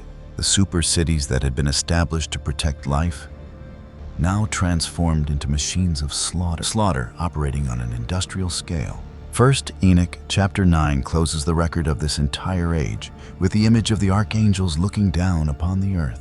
Everywhere there was only blood and violence. The cries of humanity passed beyond the city walls, echoed across the summit of Hermon, and struck directly against the gates of heaven. Chapter 10 immediately announced the sentence: bind Azazel and warn Noah about a great flood preparing to erase the entire course of history. The northern gateway upon the summit of Hermon had been opened. Forbidden knowledge spread everywhere, transforming proud urban centers into ticking bombs. Beginning upon the mountain summit, crawling into families, flowing through metallurgical workshops, seizing temples, and becoming frozen upon clay tablets. The world before the Great Flood had begun counting down toward its own destruction. When the super cities transformed into meat-grinding machines, the deadly secrets had officially escaped from the summit of Hermon.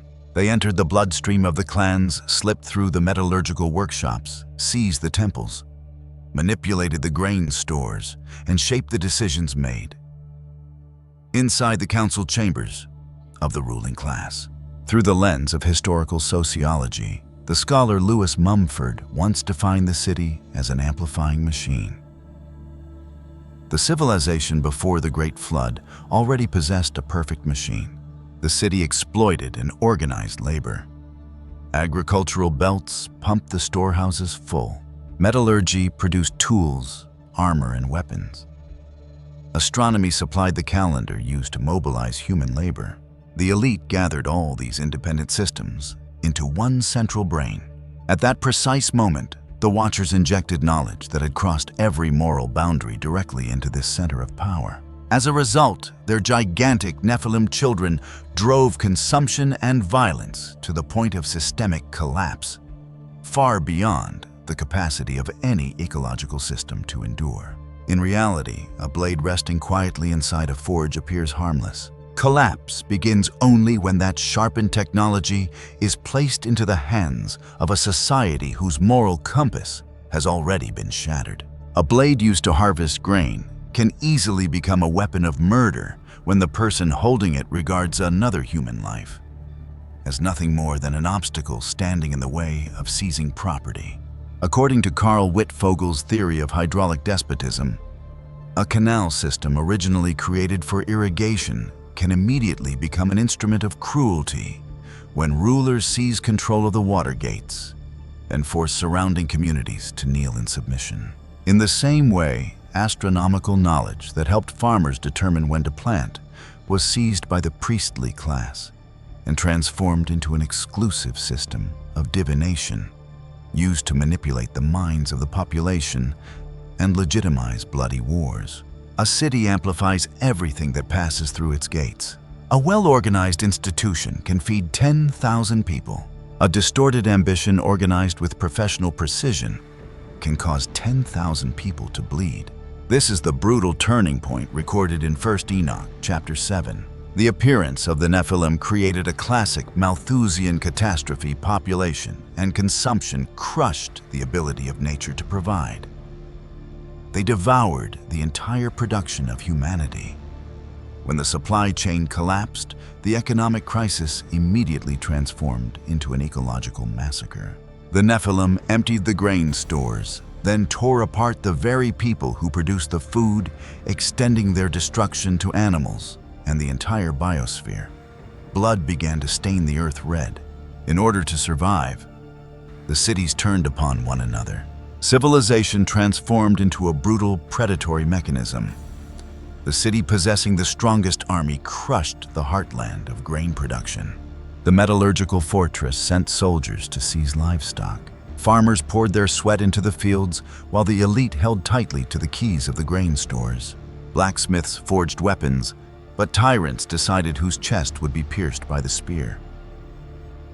Every profession continued to operate, and every technology continued to advance. Yet, every achievement was twisted to serve the expansion of power.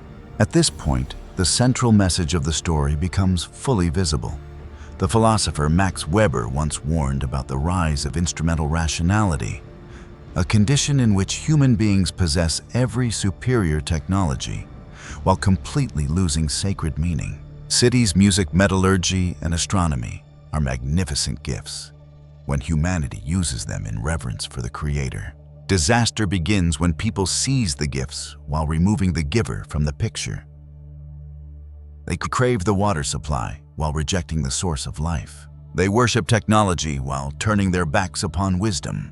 They build an eternal city while refusing the one who holds eternity.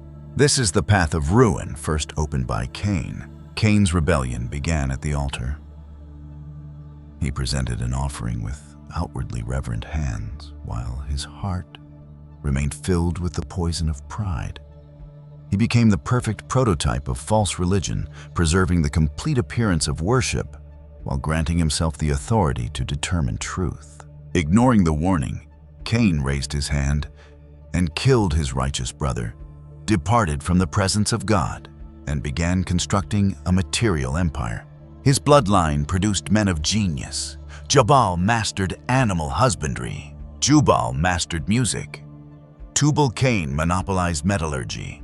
Yet beside those technological heights, the tyrant Lamech raised his voice in a song glorifying killing and openly claimed the right to vengeance 77-fold.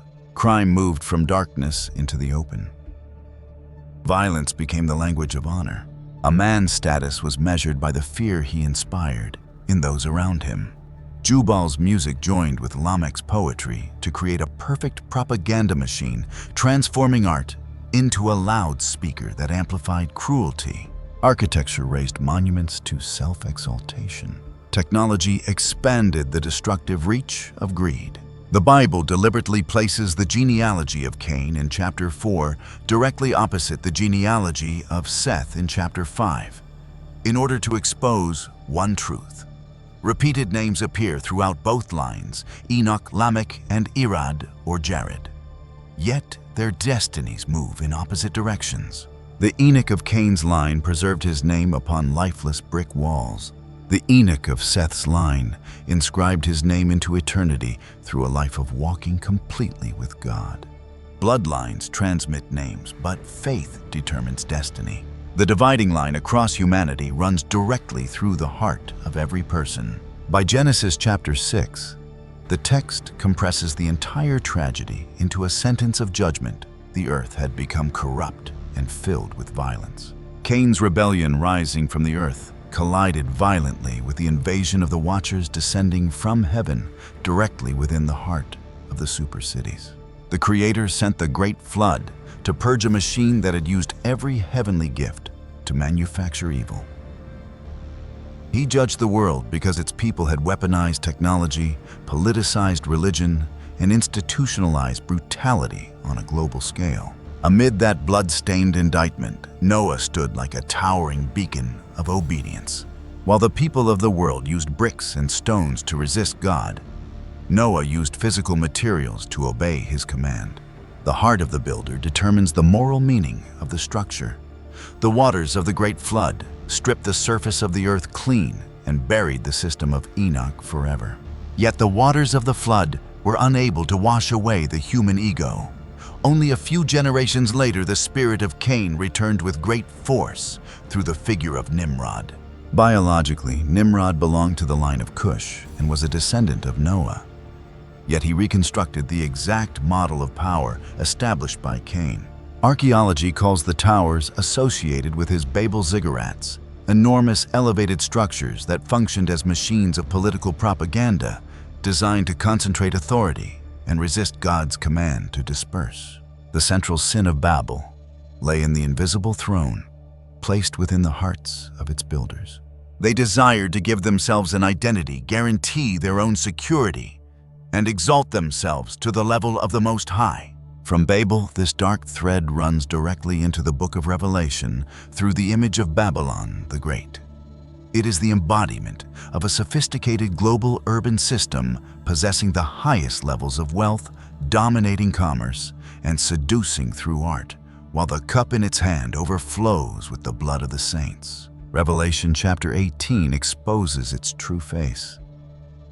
Every sound of flutes and harps, every commercial transaction, and every brilliant light was built upon the bodies of the weak.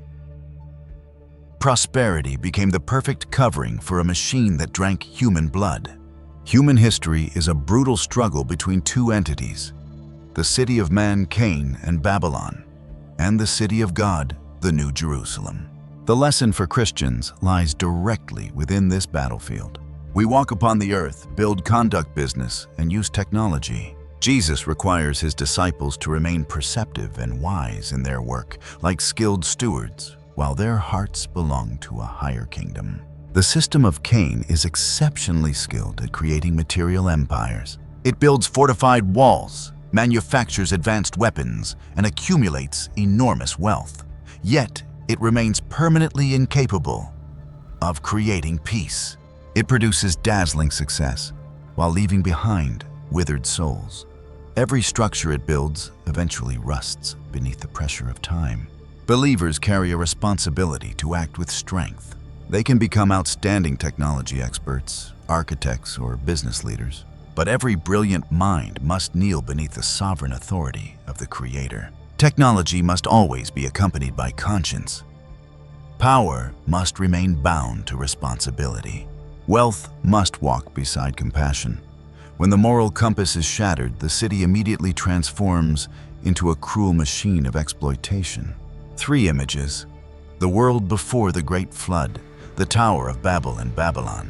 The great converge upon one moral judgment.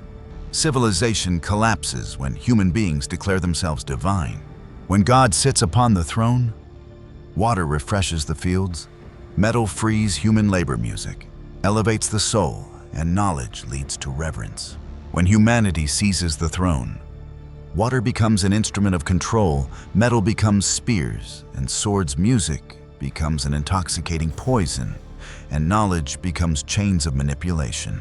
The world before the great flood chose the throne of humanity. Babylon followed the same path of error, but the Bible sealed their fate with a forceful sentence. Babylon the Great is fallen, Revelation chapter 18 verse 2. In contrast to that collapse, the Apostle John left behind an eternal truth, a firm promise for everyone who continues to walk faithfully with the Creator. The world and its desires are passing away, but whoever does the will of God remains forever. 1 John chapter 2 verse 17. That judgment is echoing directly into our own century and age. Intoxicated with shaping super cities that pierce the sky, developing artificial intelligence, and reaching deep into the physiological genetic code of life, modern humanity now possesses technological powers 10,000 times more terrifying than the forge of Tubal-Cain. The temptation to declare ourselves divine is growing greater than at any other time in history. The life or death lesson confronting every individual at this very moment is one of absolute vigilance. Transform technology into an instrument for protecting life. Place wealth and every summit of fame beneath the guidance of compassion and humility. Return the throne within your mind to its one rightful owner, the Creator. All material glory, regardless of how proudly it rises, remains subject to the same brutal law of decay. But a soul that steadfastly submits to truth will forever overcome the erosion of time. History once demonstrated that law of purification through its most terrifying outpouring of wrath, when the judgment of the Most High descended Cain's entire network of power. The blazing metallurgical complexes, the orchestras of instruments used to manipulate the human mind, and every supposedly impenetrable city wall were mercilessly crushed into mud by the waters. The sentence was carried out in full. The old world was completely stripped away. And when the fury of the ocean had fulfilled its purpose, we must move forward to witness the form of a new world that had just been reborn from within the destruction. Let us open the next chapter and turn our eyes toward the map that remained after the waters receded. When the sentence of destruction brought the age before the Great Flood to an end, the fury of the ocean began to retreat.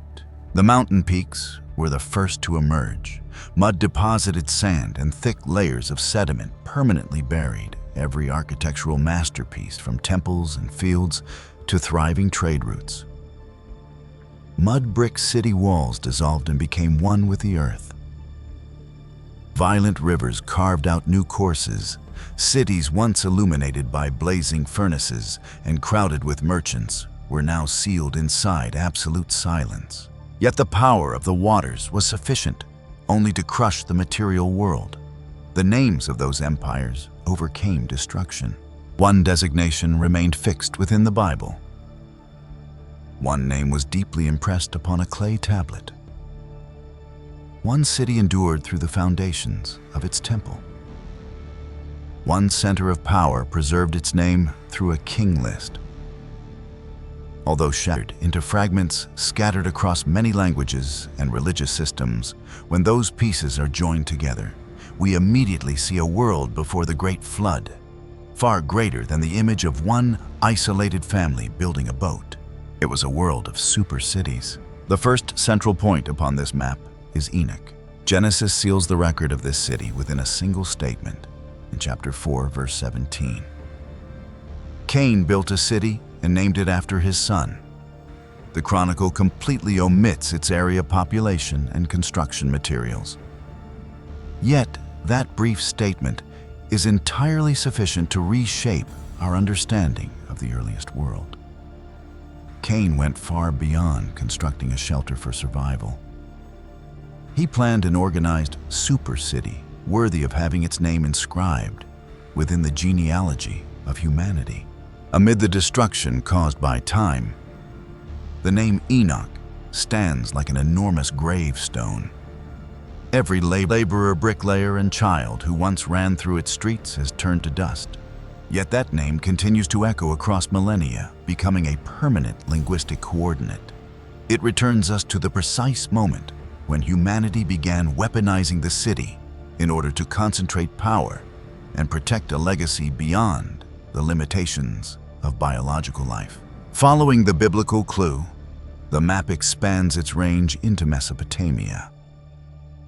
There, the Sumerian king list preserves 5 super cities from before the Great Flood, beginning with Eridu, transferring kingship through Bad-Tibira, Larak, and Sippar, reaching Shuruppak, and ending with the blood-soaked verdict. The flood swept over 8 kings, and 241,200 symbolic years of rule were brought to a complete halt before that wall of water. Most prominent within this chain of evidence, Eridu reveals a clearly defined archaeological body. At the site of Abu Shahrain in southern Iraq, specialists excavated a sequence of settlements extending back to the Ubaid I period around the 6th millennium before Christ. Successive generations of inhabitants continually raised the ground level and constructed new temples directly above older buildings, creating a mud brick time machine. Eridu survived through both physical remains and mythological texts. Modern archaeologists can walk upon the mound, touch fragments of pottery, and measure the foundations of temples. At the same time, they can read upon clay tablets from Nippur the declaration that Eridu was a port city ruled by Enki, the god of water, and the place where kingship first descended. Earth and writing intertwine, creating ironclad evidence of its existence. Unlike Eridu, Bad-Tibira left behind a legacy centered entirely upon industry. Its physical coordinates remain unknown, but the name Fortress of the Metalworkers firmly establishes its function. The Sumerian king list records 3 reigns there, most notably that of Dumuzid the Shepherd.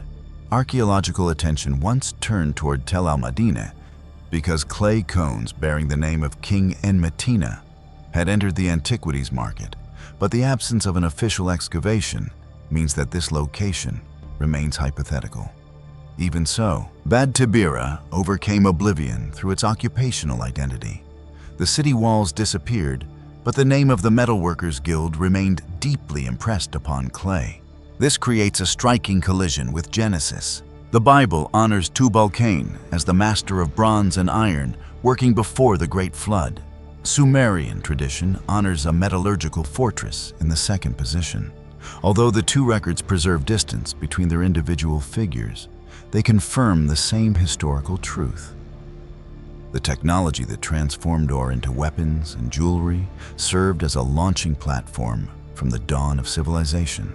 The next stopping point is Larak, a true archaeological ghost. Sumerian memory gives the throne of Larak to King En-Sippar and places the city under the protection of the god Pabilsag. Researchers have narrowed their search to the region surrounding Isin, yet the ground remains completely silent. Larak exists as a named absence. Such absences continually challenge the modern mind, which assumes that a super-city must leave behind enormous gates. But the ecological laws of Mesopotamia operated with far greater cruelty. Mud brick decomposes naturally. Sediment buries foundations. Rivers change course and carry life away with them. Larak proves that a super-city can become completely invisible beneath deep layers of earth, while its name remains prominently preserved inside ancient libraries hundreds of miles away. Every mystery waits for the excavation tool that will strike the decisive clay tablet. In contrast to Larak, Sippar, the site of Abu Haba, bombarded archaeologists with an enormous textual archive. From commercial contracts, loans, and real estate transactions, to records from the temple of the sun god, Shamash Sippar, proves that its inhabitants transformed clay into the data storage system of their age. The most remarkable feature of Sippar lies in its king before the Great Flood, Enmendur-Ana. Standing in the 7th position within the king list, he was honored by Akkadian tradition as the man who entered the divine assembly and received the secrets of celestial divination. At this point, the figure of Enoch from the line of Seth appears. Enoch was also the 7th from Adam, possessed a lifespan of 365 years, with a clear connection to the solar cycle, and was identified by the Book of Enoch as a man who received cosmic knowledge. Both the Hebrew and Mesopotamian traditions reserve the 7th position for an extraordinary individual who receives knowledge from the heavenly realm. Sippar existed, the temple of Shamash stood there, and the mystery of ancient intellectual exchange continues to burn intensely upon the desks of scholars. The final stopping point upon the map is Shuruppak, located at the site of Tel Farah beside an ancient channel of the Euphrates. This super-city covering 120 hectares was the capital of King Ubaratutu and marked the end of the age before the Great Flood, the Epic of Gilgamesh. And the Sumerian tradition identifies Zusudra or Utnapishtim, the hero who built a boat and survived the storm, as a man who came from Shuruppak. Stratigraphic investigations at the site uncovered a layer of mud and sand 60 centimeters thick trapped between the Jemdet Nasser and early dynastic cultural levels, and dated to approximately 2850 before Christ.